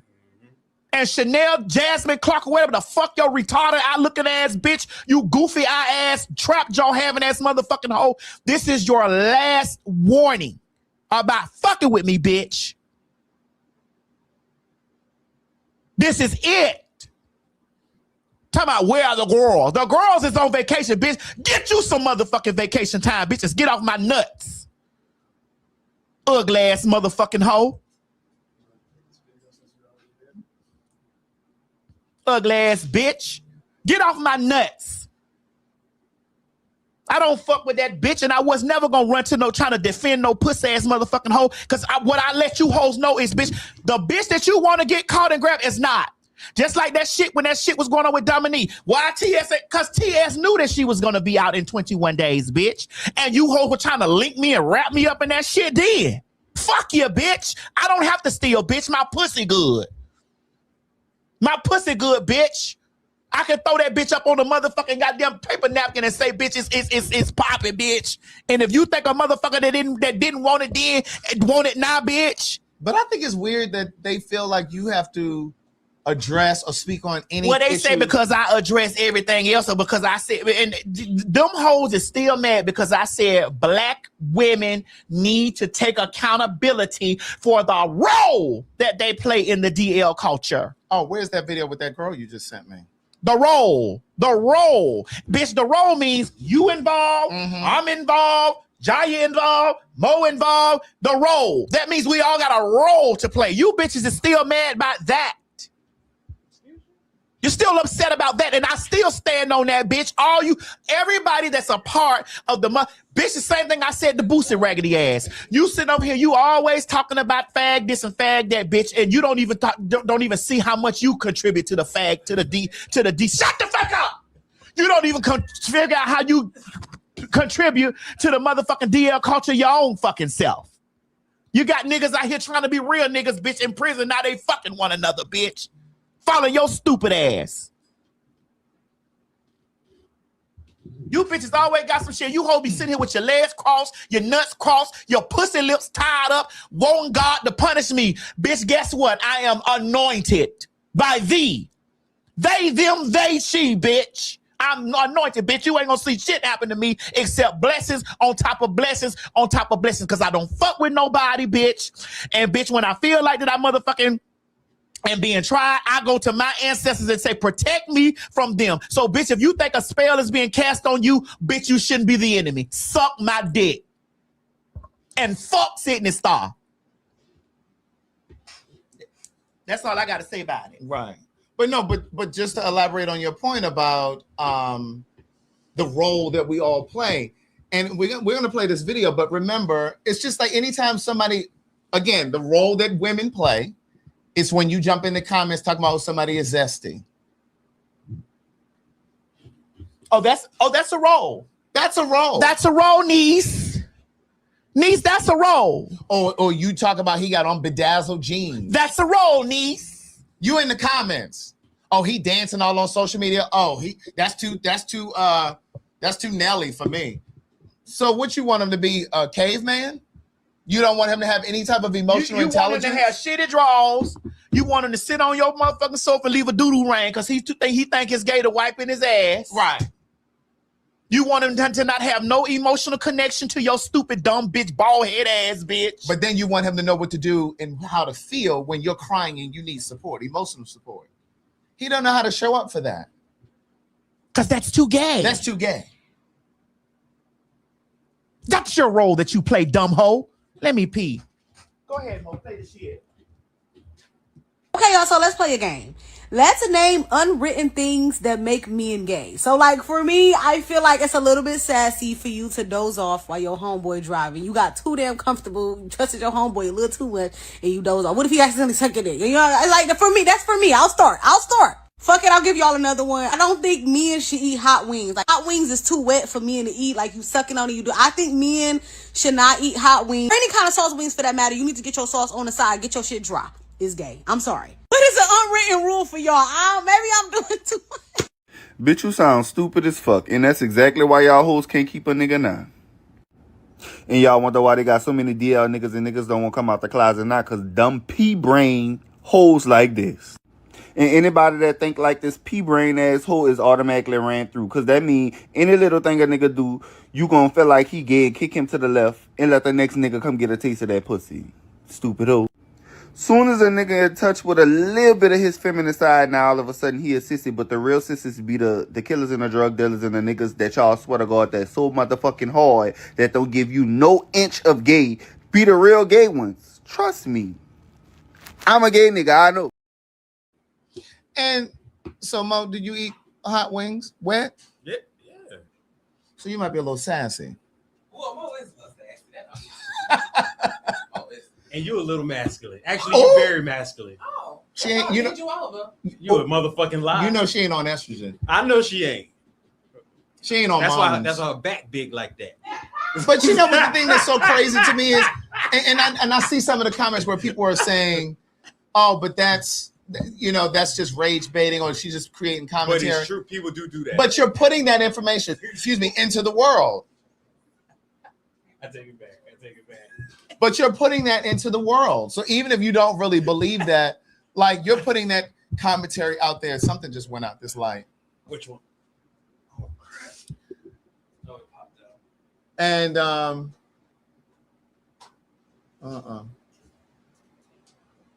there we go. But they talk about well, it's gay if you and your homeboy are on FaceTime together. What? Yeah. And I say this every time we have these conversations. This is part of the reason why a lot of straight men are dropping dead at 40, 45, because they have no place to put their emotion. They can't even talk. They can't even feel. They can't go to their homeboys. They can't go to their girlfriend because the girlfriend or the wife is going to say, oh, he too emotional. He too soft for me. I don't want to hear all of that.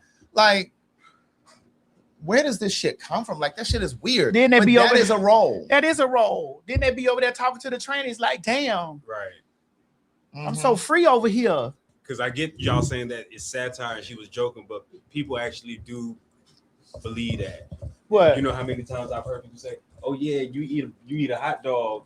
That's sassy. Or oh, yeah, you biting the hot dog. No, or you biting the banana. Oh, that's don't go to putting that shit, but that's satire. You girls be in groups and conversations and talking about you go to watching niggas.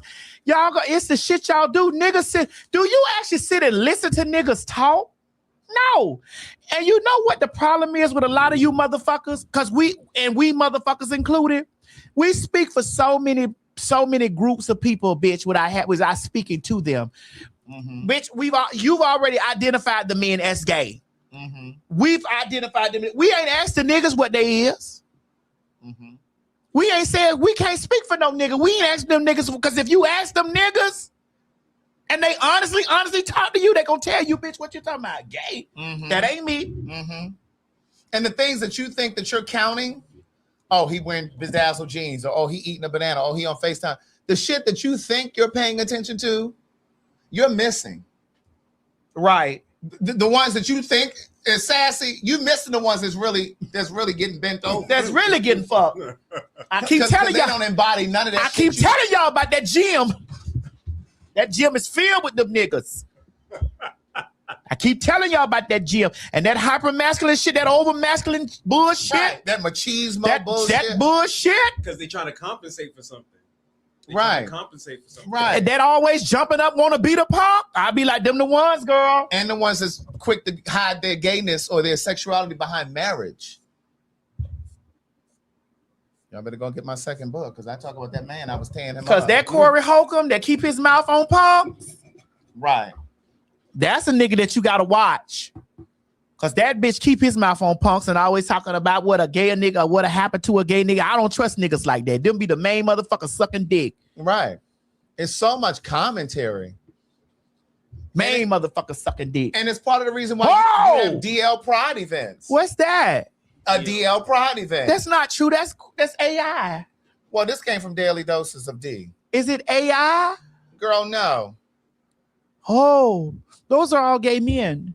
Well, but the point is, those are gay men. But they got their faces covered because somebody said it's AI. Well, whether it's AI or not, the point is there are definitely DL events, whether this is AI or not. We're not gonna pretend like there aren't.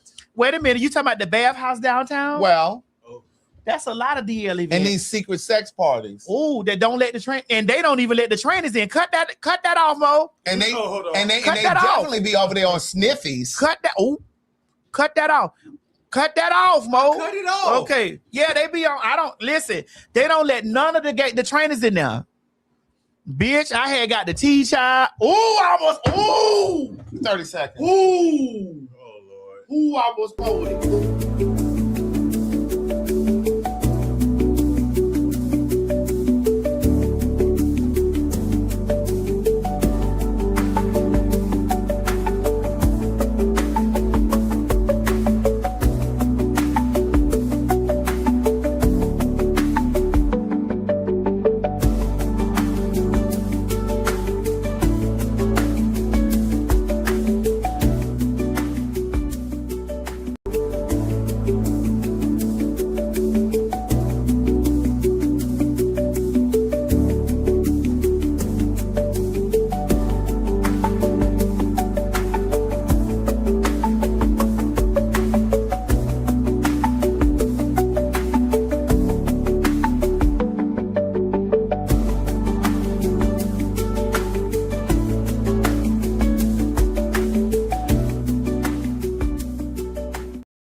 Engagement is off. Don't you do that. I ain't got nothing to do with that.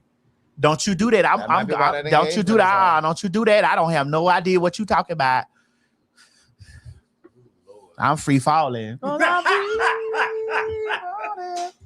So we done addressed the Sydney Star. We done talked about Jasmine. We done talked about the Antigua trip because we 2:30 we out of here. And accountability court, please. Oh, hold on. Who coming? These pastors. Oh.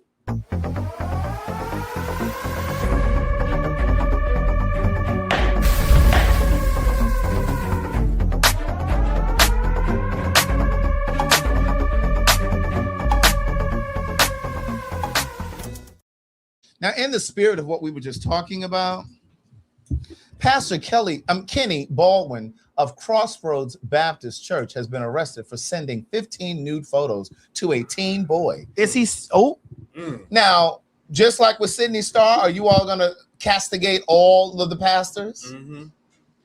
Mm-hmm. You can't castigate all of the trainees. Right. Because you damn sure was trying to castigate me, and I ain't getting castrated. But you know what? That is true, though. With this whole Sydney Star thing, it's all the trans Right. do this. But we've heard more stories about pastors. Hello? And they'll never say, we got to be careful with these black pastors. It's always an isolated thing. And even then, they're willing to pray for them. They'll sit them down for a moment, and then they'll bring them back in. All they got to do is say, I've repented to God, and it was just the lust of the flesh that got over me. But see, against that's that church spell. that they have folk under. And that's what happens when people, parishioners, deify their pastors. That's true. They don't want to see them any other way. And then this next pastor,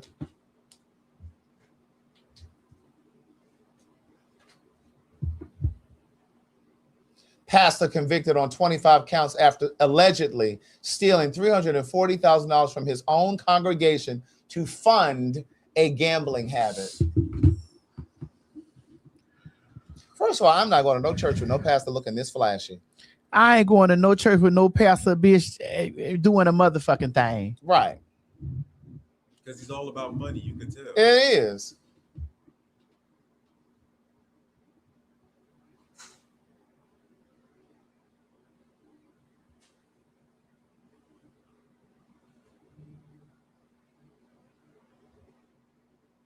Mo, you have anything to say about this?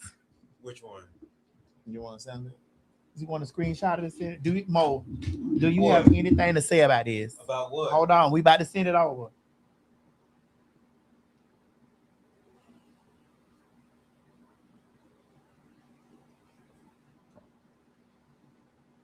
Do you want to put it as present?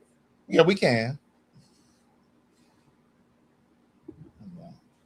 I'll throw it up there.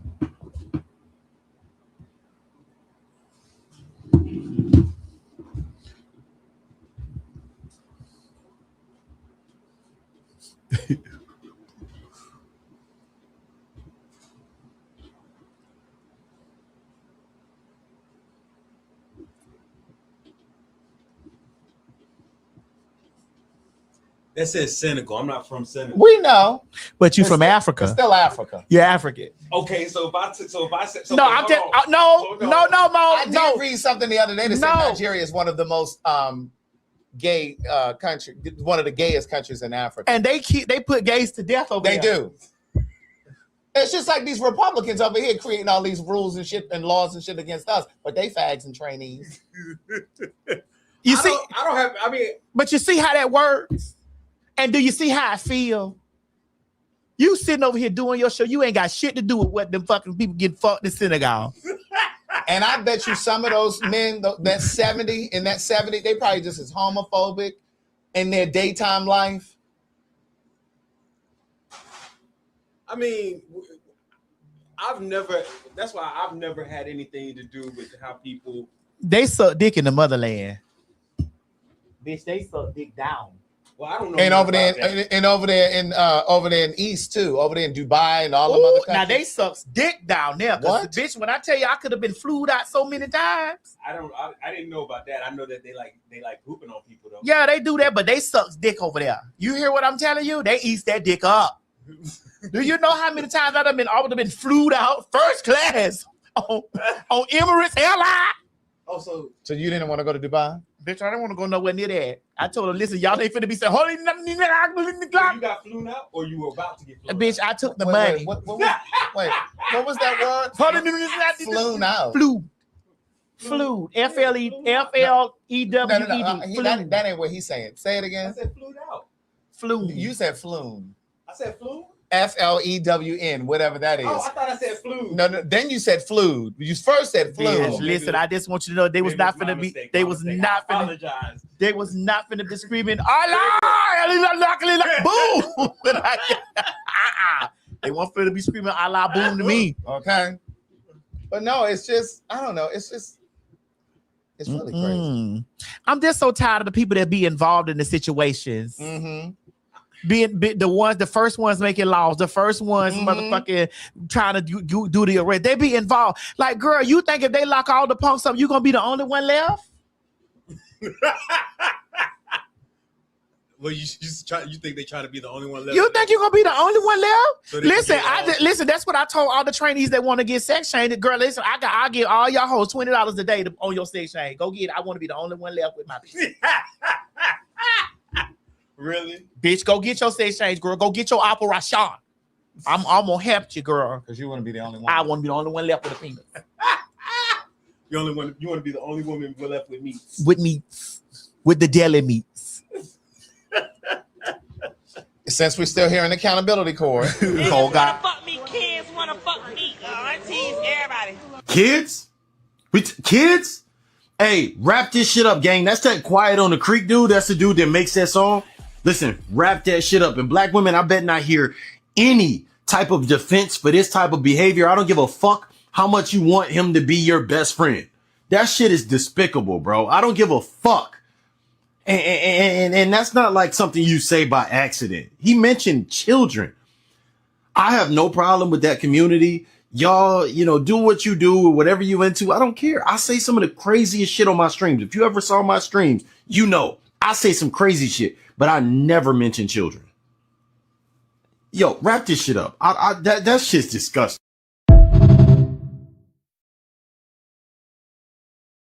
I told you that video was old. Video with Saucy was old. Yes, I wanted to dig into the nigga. Oh, right. You're taking a different angle. Oh yeah, go ahead. I'd like to see this because my thing is what I've seen since I've been looking into this. People were saying Saucy didn't say kids; he said Kens, Kens. I don't know what he said, but my point is this: whether Saucy said kids or Kens, where is this energy for all of the people who still want to support R. Kelly? He was absolutely fucking children. And aside from him fucking children, he was abusing grown black women. And so where was all of this commentary when, as you mentioned, Boosie earlier, when Boosie was talking about his 13 was propositioning his 13-year-old son and nephew. I keep that in my phone just for reference. He still right. He still doesn't get no slack. And y'all ain't creating no commentary about none of that. Ain't none of that. So my thing is, even if you thought that's what he said, where's the balanced commentary? It never is. And what about your president? As somebody in the comments just said, what about Trump? Anybody going that hard about that? Y'all forgot about them Epstein files too. So somebody in the comments now saying free R. Kelly. Well, then you may as well free Sydney Starr. I mean, if you don't really give a damn about children, I mean, don't be outraged because the trainee does it, but you're not outraged because R. Kelly did it. Why? Because you like R. Kelly's music? Trap jaw asshole, where you at anytime Boosie's speaking about motherfucking kids, about his nephews and shit getting fucked and sucked on? Oh, it's okay because they were women. It was straight sex and not gay sex. Oh, okay. Y'all niggas are so full of shit. So fucking backwards and shit. Suck my dick, just like I said earlier. In the thunder and rain. What you finna play, Mo? That's Janet. Where's Janet? I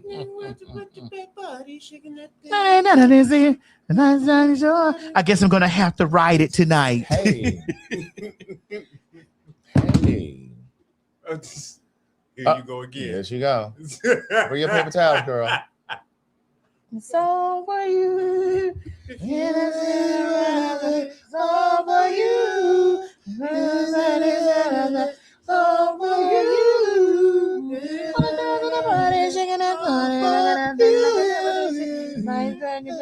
I guess I'm gonna have to ride it tonight. You skipped the whole thing, man. Right. I guess I'm gonna have to ride it tonight. I guess might. Okay. Just might, honey. Do y'all want to talk about the City Winery in Atlanta? Because about what? Okay, so we're gonna have to move the dates for the City Winery in Atlanta. We're trying to get that date together. Sorry, ladies and gentlemen. For those of you who have bought tickets already, we're moving the date around. I don't have an answer for that right now. The 19th, I'm already going to be in Dallas. I'm so sorry about that. I'm already going to be in Dallas on the 19th of September. So we're moving the date to either the 1st. I don't want to argue right now. I don't. So if you've already bought your ticket, you will be able to change. You have the option to either change it to the new date or you'll be able to get a refund. That's just the way it works. Okay. Now, for sure, what's for sure solid is October 3rd and 4th in Orlando. We're going to be Orlando and Tampa, October 3rd, October 4th. Yes. This is for Tampa. This is for Orlando. The tickets will be on sale on the website soon. It's not up there right now for Tampa and Orlando, but we will have those put up. I do want to make mention of this conversation here because there's a lot of conversation going on online about this new dress code that Tuskegee University, which is my sister school, Booker T. Washington founded Tuskegee, but it's my sister school because he graduated from Hampton. Oh, your sister school, not your sister's school. But No. your sister. Okay. So the sister school to Hampton University is Tuskegee, but Booker T. Washington graduated from Hampton, and then he went on to found Tuskegee. But they're talking about these bonnets and pajamas and whether or not it's slippers and shit. And there's so much conversation going on online about it, whether or not people are for it or whether or not they're against it. A lot of people, a lot of black folks are saying, oh, well, y'all are too concerned about what white people think. They ain't gonna never think. They don't think nothing about us, no way. So who gives a fuck what they think? Then there's these other people, black people, who are saying, well, they do it at PWIs, predominantly white institutions, just like there are HBCUs, historically black colleges and universities. PWI is predominantly white institutions. That's what PWI is. Okay. So a lot of black people are online saying, well, them white people do it over there at them PWIs. So what's the difference? First and foremost, I'm going to address that section of it, but I'm going to give you my opinion about it. Go ahead. I'd like to know your opinion, Craig. My opinion about it is they need to put them bonnets and shit away, whether you're on the college campus or whether you're at the goddamn grocery store or you're at the airport. Put that shit away. But as far as the colleges and universities go, I just think that college is the place that you go to prepare you for the rest of your life. For me, it has nothing at all to do with what white people think. Because like I said to you all at the top of the show, I don't give a damn what they think. If they can put this motherfucking man in this office in good conscience, bitch, and they walk around the world and don't give a damn what the rest of the world think, I don't give a fuck what they think about young black kids in bonnets and pajamas on the college campus. I'm simply saying that college is the place that you go to prepare yourself for the rest of your life. It teaches you how to budget. Bitch, I can budget $20 for 2 weeks because of being in college. That's Wait a minute. You don't. Wait a minute. No, I don't do it. Oh, I don't I have was to. like, wait a minute. I was like, hold on. I was like, Craig, hold the line. Because I'll go through some money. Yes, you will. Because I was like, hold on. I'll go through some money. Yes, now. ma'am. I'll go through I was some like, money. Craig, hold on a second. Now you doing too much talking right now. Hold on. Well, once upon a time, there was a boy named Craig. Honey. And my thing is, that's where I learned to budget, seriously, right? I had child support when I was in college, so fortunately, I didn't have Craig, to work. you was on child support? My mother wrote it in the divorce. Wait, you were on child support? I was receiving child support. support. Because I was like, girl, where? I don't have any children. Where's my niece? Where's my niece? Craig, you done had some pussy? You bull dagger. Well, you gay. Well, you're gay. Well, ew. I'm not talking about man butt. I'm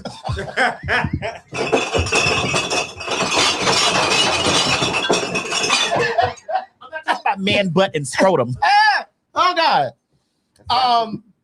My thing is, it's the place where you go to learn to budget, right? So when you come out of college and you get your first apartment, it teaches you how to manage your money. That's where you learn first. And this is why I always say to parents, if you have young kids that are ready to go away to college, let them go away to college. Don't be so afraid and trying to keep them home. Oh, that's too far. Because if they're going to go have an experience with a man or a woman, it's going to happen. It's going to happen.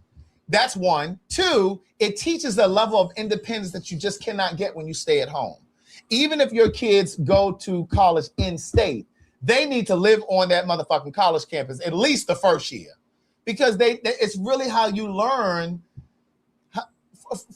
Pull up that comment right there. That bitch thought he was trying me. Oh, the one about the 3 cars repossessed. Right, come up. I mean, right there. Calm down. Wait a minute. Right there. Wait. Leave it there till I get to him. You got 3 cars. Yeah, I've had repossessions and evictions too. I'm gonna pull him together in a second. I've had those things. Correct. So he's trying to make fun because I said college taught me how to budget, but I had 3 cars repossessed. Craig, don't tear them up too, but sometimes they were just. No, I'm not gonna tear him up, but I'm gonna pull them together. So you're gonna pull him in? No. How do you know it's a him or not a them, they, she? Call them by their name. It says Poppy. Okay. It doesn't say mommy. I can call you mommy and you can still be masked. Hey, mommy. But anyway, here's the thing. It teaches you to budget. It teaches you time management. When is a good time to hang out with your friends versus when you need to study versus when you need to do your motherfucking laundry, when you need to get to the cafeteria before that shit closes so you can have dinner. Like, it teaches you so many things being in college. And what I'm saying about this whole bonnet and pajama thing, it teaches you that when you go into the work world, this ain't got nothing to do with white people, because you're going to have to make a motherfucking living for yourself. You got to earn a living. And even if you become an entrepreneur, even if you're an influencer, you still have to present yourself a certain way. Like, my thing is, it teaches you that you can't show up to no damn job in no motherfucking pajamas and a bonnet. Mo did. He got on his pajama pants right now. Too legit to quit. These are not pajama pants. Too legit to quit. These are not But pajama Mo, listen. pants. There's a time and a place for it. My mother didn't even like for me to go out on the back porch or the front porch in my pajamas. No, the way you treated me so well in motherfucking Antigua, you gonna be a new man. And that's right. Not everybody is meant to be an influencer. Not everybody is meant to be an entrepreneur. And if you are in your pajamas at home, that's a completely different. That's a different thing. If you're working from home, but still, even if you're working from home and you got to get on the Zoom call, you're gonna have a blouse or a button-down shirt on when you turn on that camera. You're gonna be sitting there in no damn bonnet. But the point is, it has little to do. There's some people that just be having the top on and they just have their underwear. Well, that's what I'm saying. So if it was acceptable, then why you can't jump on a motherfucking Zoom call from your house in no pajamas and bonnet? Who you can't? Oh no, well, not with a bonnet, but the pajamas. No. Yeah. Now you might have pajamas on at the bottom, but that top is gonna be presentable. Oh yeah, definitely. That's my point. So it's just like, why do you think that it's okay for you to? Let me explain something to you. If I had children, they were going to college, and I found out they were going to school, going to class in motherfucking pajamas and shit, bitch, they're gonna hear from me. You're gonna hear from my lawyers. That's right.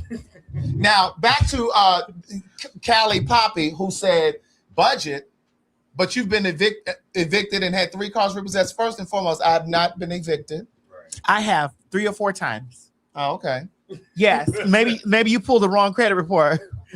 And whoever this is, bun 333 times, but that's my opinion. It's not my opinion. You know you can't move through the world like that. And if you do move through the world, trust, believe, and know that people, not just white people, people are going to treat you a certain way. If you wanted to get into real estate, you can't come and show me no goddamn house or no goddamn pajamas. And no buying it, because I'm not buying that house. I'm not buying no house from you, bitch. Because I'm saying, who is this lazy ghetto bitch? That's right. Bitch, I'm not even going to trust that you can read the motherfucking contract, bitch. But back to Callie Poppy. The reason that my cars were repossessed and I've had eviction notices put on my door, I wasn't kicked out, but the notices were on the door because my shit was late, had nothing to do with me not knowing how to budget. It had everything to do with me chasing a dream.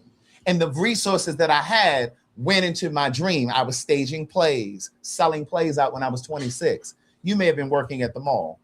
And then also I was starting and founding a greeting card business. So my money went into printing greeting cards, getting them into stores, shipping expenses, all of those kinds of things. It had nothing to do with me not knowing how to budget or manage money. Right.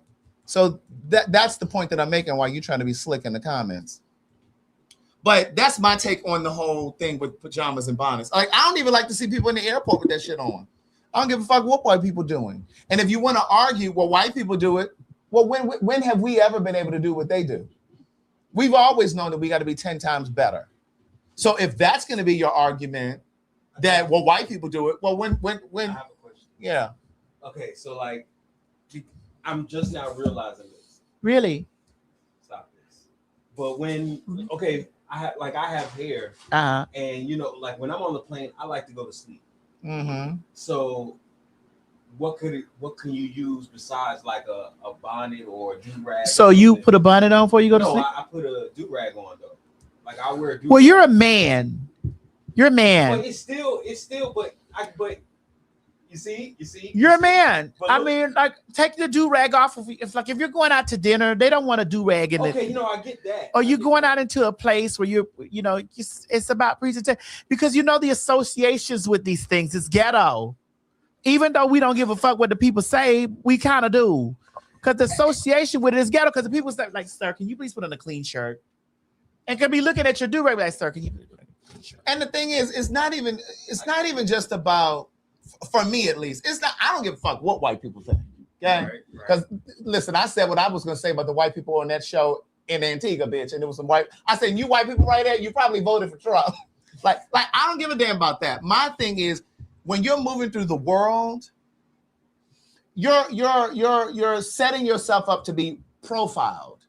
You're driving down the street. You can be driving down the street.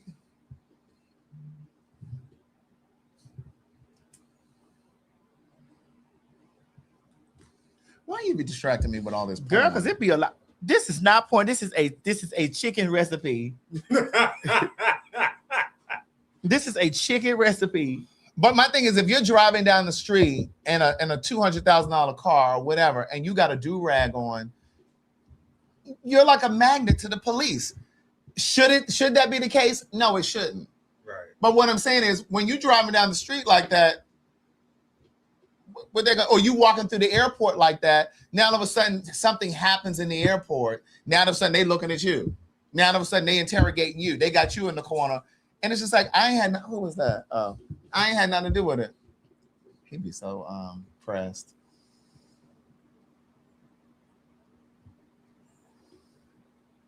I guess I better get me one of them silk lined hoodies then. I mean, what you think?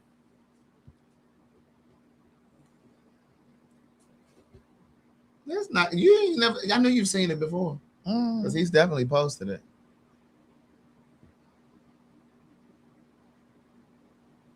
Oh yeah. We didn't talk about this. Yeah, we do need to talk about that. You want to talk about this real quick? Yeah, we can. And we also need to talk about the young black woman who was found hanging from a tree. Oh yeah.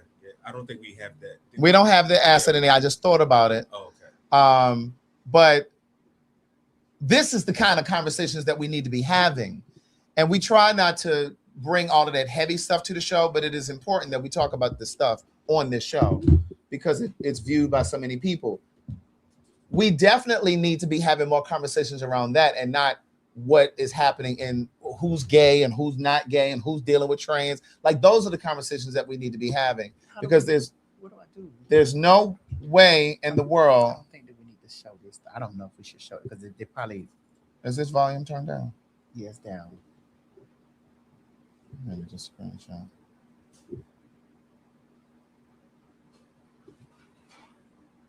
No, but you didn't get the part where she was attacking. So do another one. Oh. Craig, there's somebody that had something to say. Get it when right she was there. on this. Back it up and get it to where she was on the other side. Attack, like right there. Yeah. Yeah. But like it's a travesty that in 2026, you want to send it over there? Oh, we could put it on the present. In 2026, and this is not the first time. This is not isolated. It's becoming very rampant. And I can't even remember which city she was in. I know it was a black city though. Mm-hmm. And she was up so far in the tree, it didn't come through yet. She was so high in the tree that the fire truck had to get her down. Oh wow! Let me tell you something. Black people not hanging themselves from no Not fucking at tree. all. Bitch, first of all, most of us scared of heights. I'm one of them. I don't even like to fly. Yeah, that's why I go to sleep. I don't even like to fly. You gotta understand, black people are not hanging themselves from no fucking tree. No. It was Jackson, Mississippi. Mm-hmm. Yeah, and that's a black city.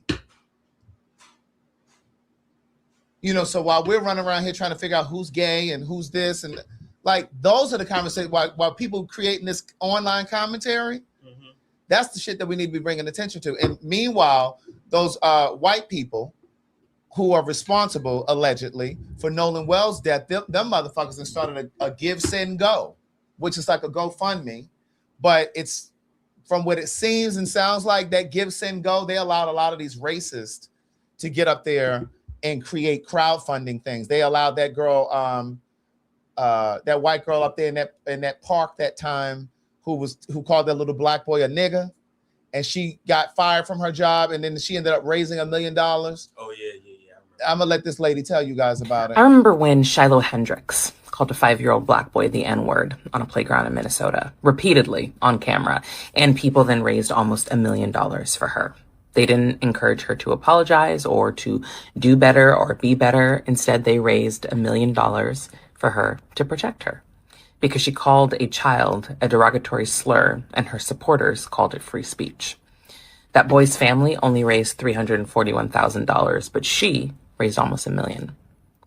Now Nolan Wells' friends, the ones who were there when he died, who left the island without him, who took his phone and his keys, the ones who still haven't told us what happened, have a give, send, go for what they've endured. While his mother is still waiting for answers about what happened to her child. And the text of this Give, Send, Go campaign accuses race baiters of attacking Nolan Wells' best friends and not allowing them time to grieve. It's interesting because they don't seem to be doing anything to protect Nolan's mom from receiving hate mail and accusations and threats when she's the one who lost her son. I also remember when Daniel Penny choked Jordan Neely to death on the subway in New York. Jordan Neely was a 30-year-old homeless man who was hungry and scared and probably having an episode, but Daniel Penny raised $2.8 million and was then considered a hero. Derek Chauvin's mother created a Give, Send, Go campaign for her son after he was convicted of murdering George Floyd on camera. And she used Give, Send, Go because that platform loves to reward racism. But then when Carmelo Anthony's family tried to raise money for his legal defense because they couldn't afford a lawyer, people were furious that a black family had the audacity to ask for help to help their son. See, racism isn't just a belief system. It's actually an economy in this country. Going all the way back until slavery until now, treating black people as expendable pays. And if these campaigns prove anything, it's that. And there's a very specific demographic in this country that will open their wallets willingly to protect white people from the consequences of harming black people every single time. But what they won't do is ask what happened to Nolan Wells.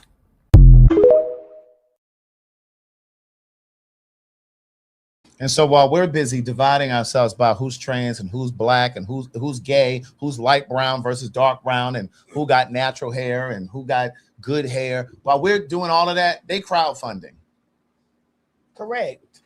And the niggas is, I told you, Craig, if you want to get racist and niggas together, beat a punk.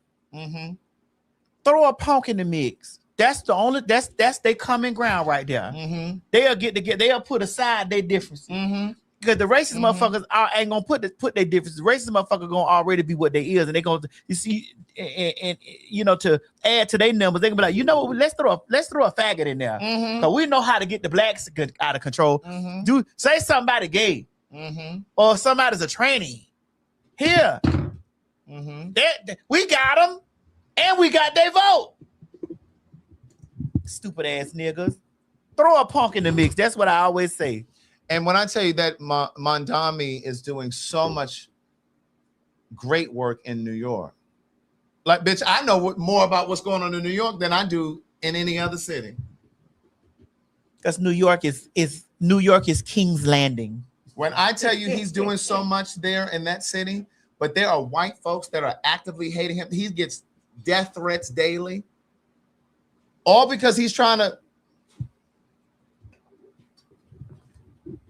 It's crazy. Like the level of hate that some of these people have. Craig, I experienced it on a day-to-day basis. It's crazy. I'd like for you to know that I experienced that shit on a day-to-day basis. And people that don't, people be always like, T.S. Master, just ignore it. Just and other. Just da-da-da-da. But this is why I work. I work here. And that's exactly what he's doing. And I saw a video the other day, he was crying. Mondami, he was crying, because he was just talking about, the death threats that he gets, and he usually tries to ignore it and, just whatever. But like, it's crazy. It is crazy how the people that are the victims are getting the death threats. Yeah. That is wild. I work here.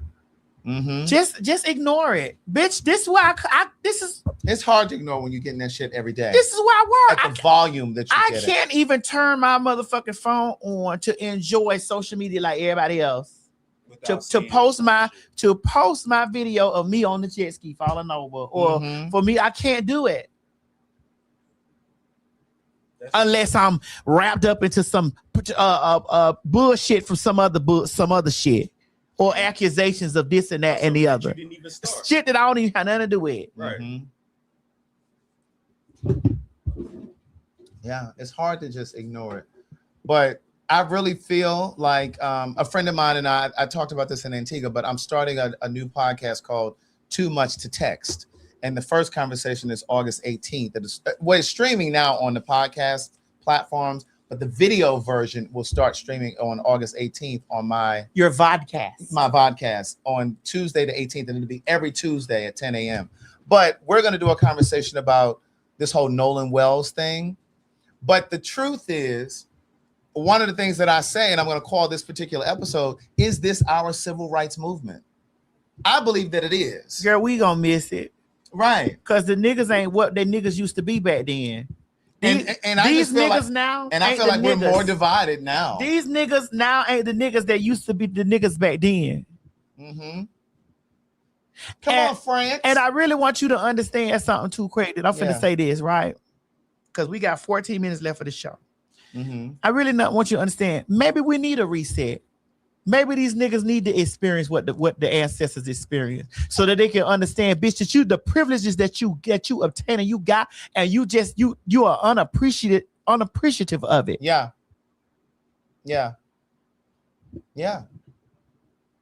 Something. Yeah. I mean, because whether it's Trump getting back into office and all of this divisiveness that we're increasing divisiveness that we're seeing and experiencing from white folks. We ain't gonna get no boots on the fucking ground. Yeah.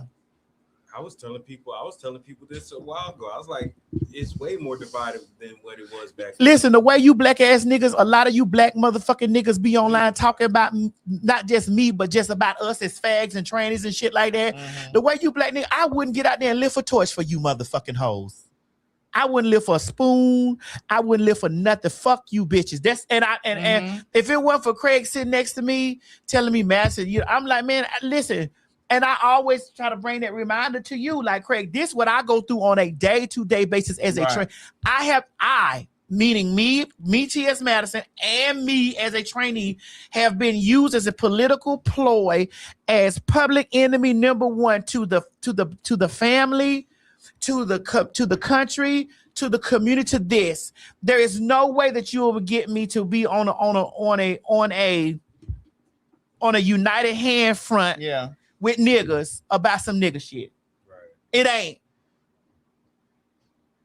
I be looking at some of that shit sometimes and be like, oh, okay. And I say this all the time, and I'm going to continue saying it. Okay. And I will die on this hill. Black queer people saved, SAVED, saved the black community. Black queer people saved the black community. We've been at the forefront of every major movement that this country has seen, experienced, and witnessed. From the Bayard Rustins to the James Baldwin. Somebody said, huh? Yeah, I'm about to explain it to you. Black queer people have been at the forefront of every major movement, Miss Whitfield. We've been at the forefront of women's rights movement, civil rights, Black Lives Matter. You see, like, we've been in at every turn. HIV/AIDS, because a lot of black church folk thought that it was just a gay white man's disease. Then they just thought it was just a gay disease. But we've been at the forefront of those movements, educating you all, because you weren't out in the streets, you were at the church. You didn't want to meet the people the way Jesus met the people, since that's what you all believe and say. You didn't want to meet the people. You were too busy in church talking about the people that were outside the church walls. But black queer people were at the forefront of those movements. Bayard Rustin organized the Freedom Riders, organized the March on Washington. That was a gay man who did that. He was Dr. King's right-hand man. Dr. King was the face of the movement. He was the muscle behind it. Craig, you about to have these girls going crazy over Well, here saying I this don't give a stuff. damn what they go crazy You about. know what I'm saying? Because when you said that Facts are facts. you said Malcolm X was bisexual, child. They wanted to tell you. Listen, there have been reports that Malcolm was bisexual now.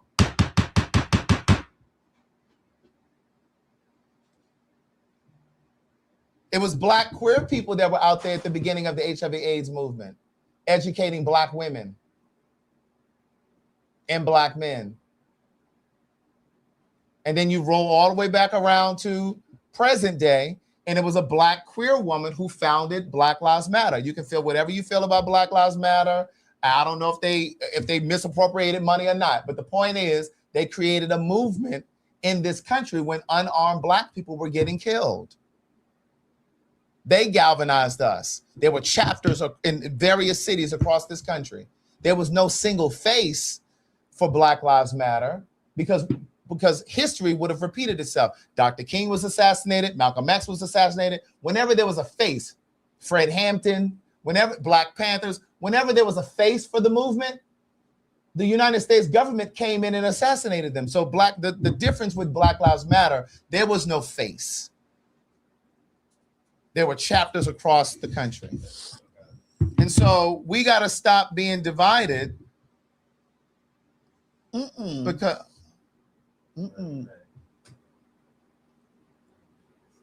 yeah, we know. What was that? With 9 minutes. I'm talking about with her.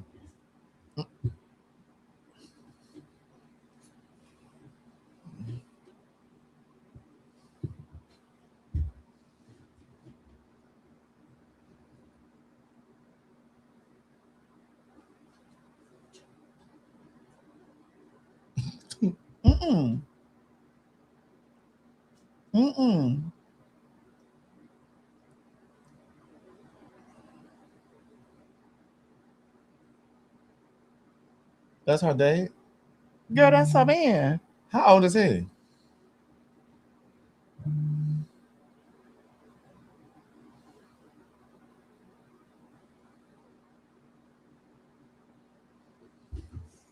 He look a little, and he look young. She older than us. Right. And he look younger than Mo. And Mo look real young with his hair braided back like that. I got your back. But you see, why? I don't just look. I ain't got nothing to say. Me neither. I ain't got nothing to say. I ain't got nothing to say. I'm just looking.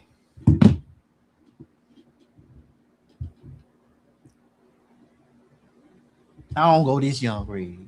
Mm-hmm. I said if you can't rent no car, I don't go this young. I don't go this young. Can't rent a car. Oh! I see there's some people asking. Oh! I wasn't looking. I am young. Stop this. Stop this.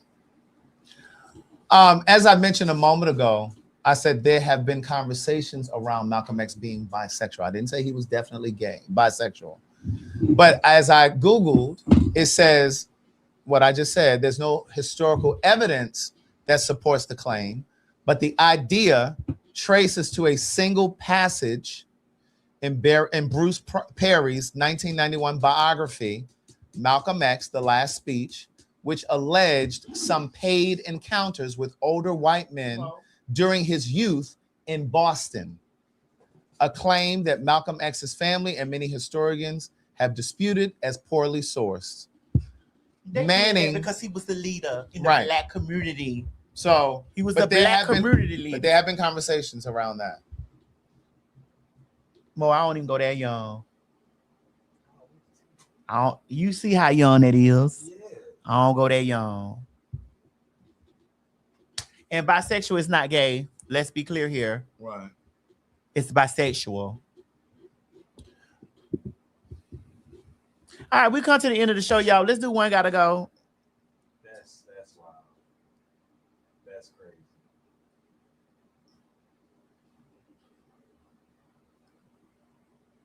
How she meet him? But why do you think that? Why do you think Listen, because again, when you're a sex symbol for years, right? It's like people. It's like them motherfuckers be hitting you. Yeah, but still, they be hitting you. They be emailing you. They be messaging you. They be inboxing you. They be bitch. I have millions of inboxes. I know. And some people fall to Trust it. me, I know. Some people fall to it. But it's not just young people that hit you up though. No, it's a lot of them. It's lots of young niggas. It's a lot to be, and this is why I don't even check my inbox like that no more. I can open my inbox. It's dicks from the top of the motherfucking page. It's dicks. It's phone numbers. It's this. It's this. I be like, no. But then also, I think what happens is, like, to your point, when you've been a sex symbol for so long, sometimes if a person chips away at you long enough, or people chip away at you long enough, you eventually fall for it. You know, like if you get in a desperate space and ain't anybody else checking for you. But I think, and then that flattery turns into, the person that you just showed that. Well, they already know we're talking about Lil Kim, child. They didn't wrote it in the chat. I ain't talking about her. I'm talking about me. Did you see me talking about me? I said my inbox. Well, they know we're talking about me. They know we were looking at that video. I'm not going through. I'm not getting into this. We're talking about me. Did you not see me say me? Me. Okay, now we're at the end of the show. Let's take these last 4 minutes, girl. Here we go. Oh, there you go. Thank you, J-Rob. Vocals only. One gotta go. Aretha. You saying Aretha gotta go? Yeah, that version of Aretha right there gotta go. We're gonna get to the version of Whitney that gotta go. No, that version of Whitney was good. Yeah, that version of Whitney there was good. Judging on pictures? That version of Aretha gotta go. No, we're talking about vocals. No, she judging on pictures. I know. Yeah, but vocals, and we're looking at them right now. In these pictures that they got, that version of Aretha has to go. Gotta go. By this time, Aretha was done. No, you're not gonna be qualified changing the no. But find a current picture, a recent picture of Whitney. No, girl, this is fine right here. This version of Aretha has to go. That's not fair. Wait a minute. Anybody who said Anita gotta go, you got to go. You've lost your fucking mind. Right. Any version of Anita stays. No, this version of Anita gotta go. No, not this one. This one, if they took a recent picture of Anita out there with those slides on like that, oh, I can't stand them. And I saw her feet doing like this. Something wrong with her hip. That version of Anita. She walked with a little limp now. Now let's see. People are saying Mariah. Let me see this picture of Mariah. I kind of want to say Mariah gotta go. Let me move this. Hold on. There we go. Well, I'm thinking about vocals overall. I'm not talking about this picture. Oh no, this version of Mariah stays. This version when I left, I lost a part of me.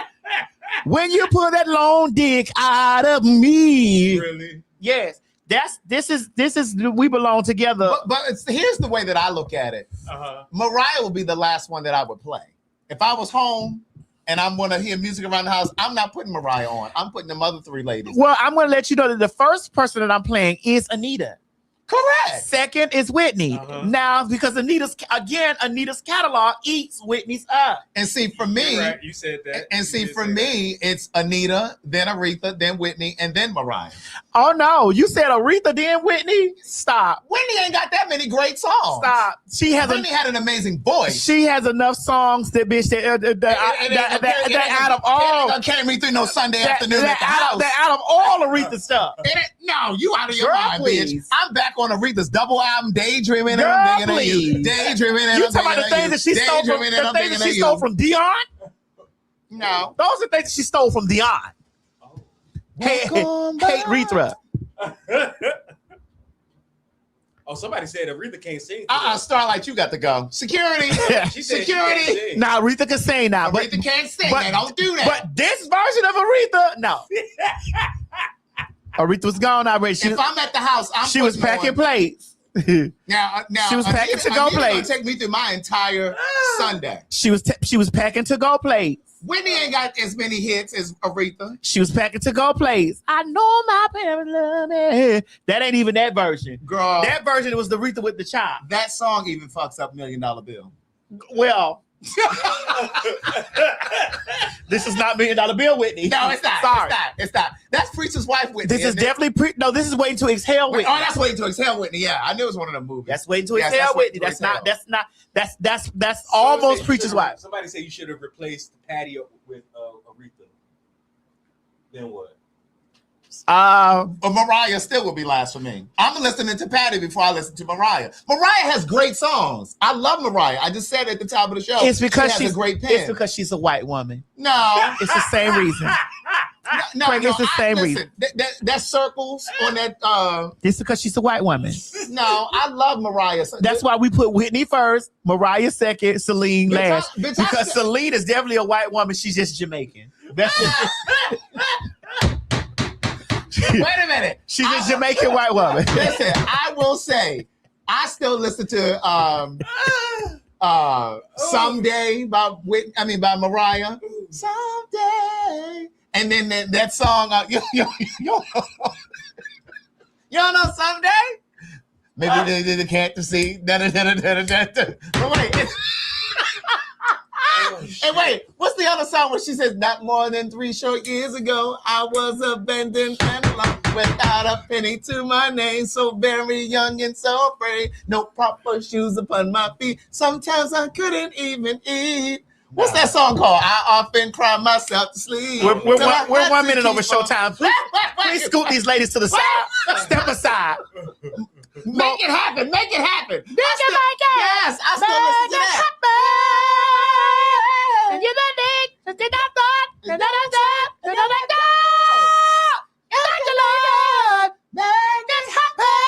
Now you listen to that on the way home. Now you see we can pull up some Mariah things, but girl, it's a white woman singing to us. I didn't say that. You said that. I don't give a fuck because that's how I feel. That's why I put Whitney first. Mariah, we're going down the line. As from darkest to lightest. Oh my God! Whitney first. Really? Mariah second. Celine is last. That is the vocal trinity. And Celine she's a Jamaican Haitian woman. She's a Speaking of Haitian, that nigga down there in Florida. Which one? That one had that restaurant that's been open for 34 years. Oh, Chef Creole. With his dumb ass. He had been carrying his stupid ass over there to that pole. And this was after Trump said that the Haitians was eating the cats and dogs and shit. And Mo backed it up. I said I saw a video. Of them eating the cat and the dog, Mo. They showed a video. That was AI. It was AI. I'm just saying that they just showed. Someone, we pull up a video of you eating a hot dog. You don't need to see no.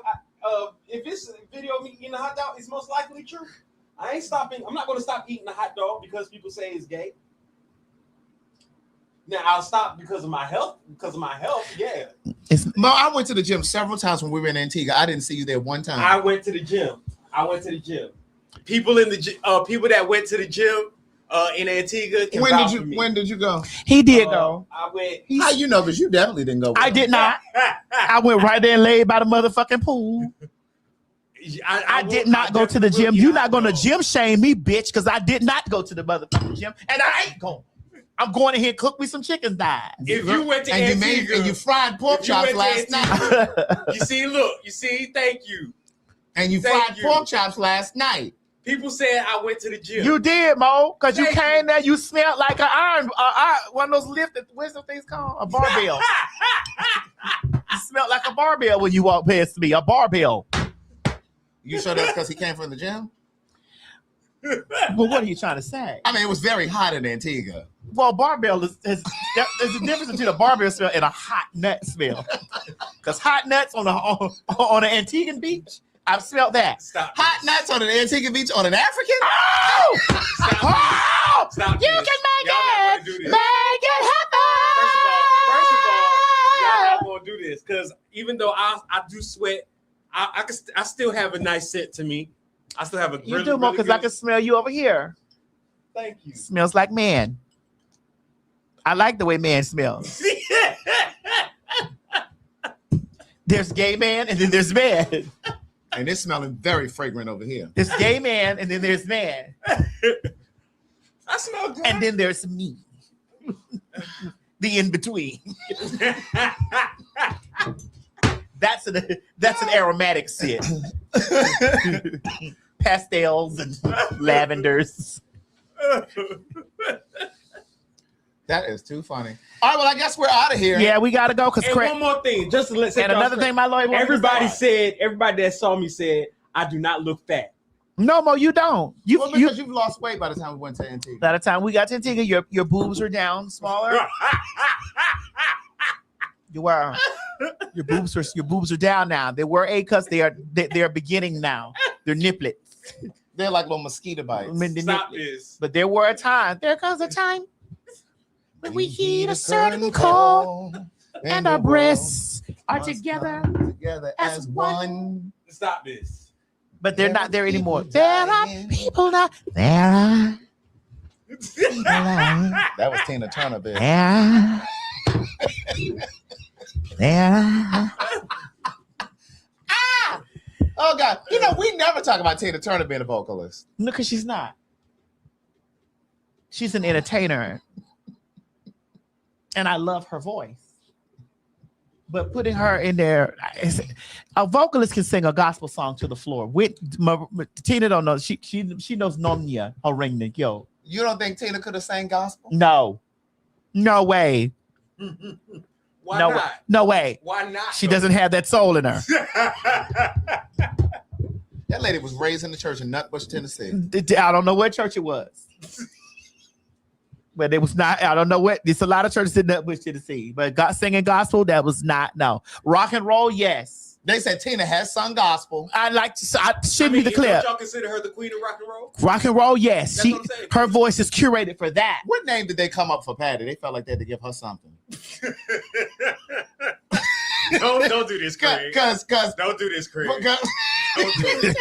Because Tina was the queen of what? Rock and roll. Yeah. Aretha was the queen of soul. And what did they make Patty? They came up the godmother of I don't know what the princess, what they call her?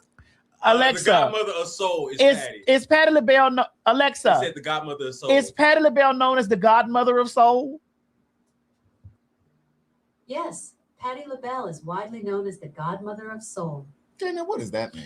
Alexa, has Tina Turner ever sang gospel?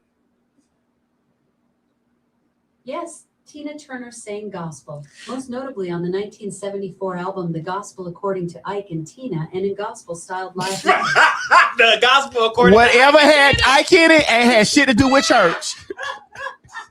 Whatever had Ike in it ain't had shit to do with traditional gospel. But here's the thing. Aretha, queen of soul. Tina, queen of rock and roll. Rock and roll. Why is Patty the godmother? She over there. Just like they didn't invite her to We Are the World. They put her over there. That's like they invite Well, her. what is Diana Ross? Absolutely nothing. Well, girl, she is Motown. Well, Diana Ross is Motown. She's the legend. She's the legend, Oh, so Diana Ross is just the legend. Right. Alexa, is Diana Ross known as just the legend? Absolutely. Diana Ross is widely hailed as a legend in music and culture. She's often called the boss and celebrated for her 6+ #1 hits and iconic Motown legacy. Hey, I don't think I got your name yet. What is it? Craig the writer. Craig, I don't seem to have a profile for you. Diana, have your profile. Alexa, okay, thank you, girl. Alexa, stop. She's the boss. Diana is the boss. Yeah. So the rest of those girls, all that queen and all that other shit, godmother and all that goddamn, bitch, the boss is like. Well, which one is higher though? Which one is higher? The boss. Fancy me. Pick me and it's fancy. That was Diana's song, bitch.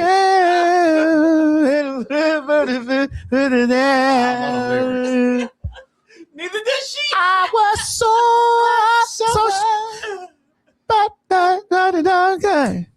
on and off. I was so sure that love taught me who was the boss. That's all They I said know. what was Janet Jackson. All right, y'all. It's time to go. We'll see y'all Sunday. We'll see y'all Sunday. You guys have an amazing, what's today? Tuesday. Amazing Tuesday. We'll see y'all on Sunday. Don't forget to get your liquid blends. I'll be seeing you before Sunday, girl. How you do it? How you do it? Yes, I'll be flying to New York this week because I'm going to see a play. Oh, I'm going to see Ragtime. I really want to go back to New York. Is Death Become Her still playing? Alexa, is Death Becomes Her still playing on Broadway? No, Death Becomes Her isn't on Broadway anymore. It closed on June 28th, 2026, after its run at the Lunt Fontana Theater. Are you interested in why it closed, or want to know about other shows that might interest you? No, thank you. Thank you. But yeah, this show is closing on. Because I really would have loved to have gotten in there. You know, don't say, don't say. Becomes Her wrapped up on June 28th, 2026. Alexa, that'll be all. Right. Alexa, you're dismissed. Don't say, don't say, don't say. Bye, y'all. Bye, y'all. Hey, everybody, this is T.S. Madison. And if you are trying to grow your business, brand, or product, why not advertise with me? Email me at booktsmadison@gmail.com so that you can get in on our comprehensive advertisement packages. Unique visits, unique subscribers, honey, a broad demographic. Advertise with me today. Shh, quit talking and listen. Get over to my Patreon right now so that you can receive some exclusive content from the TS herself. Who you said? The TS. Patreon is filled with one-on-ones, exclusive content, behind the scenes. You can even chat with me in there, me and you. It's just me and you. So get to www.patreon.com/TS Madison Hinton, and you'll be glad you did. I promise. Alexa.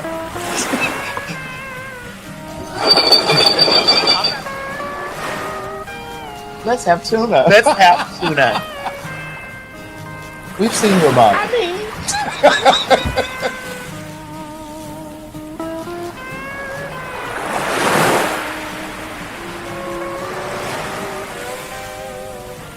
If you've never been to the DR, this is the time to go. Book your ticket and get your ass down to the beach, baby, because the fags are going to be in Punta Cana. That's right, October 21st through the 25th. Pin mob, pin mob, pin mob. You hear me calling your name. God damn it, the TS is celebrating her birthday, honey, of the Big 4-9, October 21st through the 25th, down in the Dominican Republic. That's right, we are having a PhagTawlk birthday bash for the TS. Bitch, get your tickets right now at www.PhagTawlk.com. And always remember, don't meet us there, bitch. Meet us there at the Big 49 birthday bash for the TS in the Dominican Republic. See ya. Some words are too big for text messages, too personal for a group chat, too you for a store-bought card. That's why we built Say It in a Card. And now version 2 has landed on iPhone and Android. Send your actual voice, your actual face, record a video message that hits different than any greeting card ever could. Cards that move, glow, and unfold. Animated moments that feel alive. And when you don't know what to say, our AI emotion coach helps you find the words. This isn't just a card app. It's the most human way to say something that matters. Built for the moments emojis can't cover. Say It in a Card, version 2 is here. Download it free today. You ain't gonna have no other choice but to see me because I'm in everything. There it is, you ain't right gonna have there. no other choice but to see me because I'm in everything and everywhere. I'm in film, television, Okay. streaming, music, bitch, and pornography. Bye.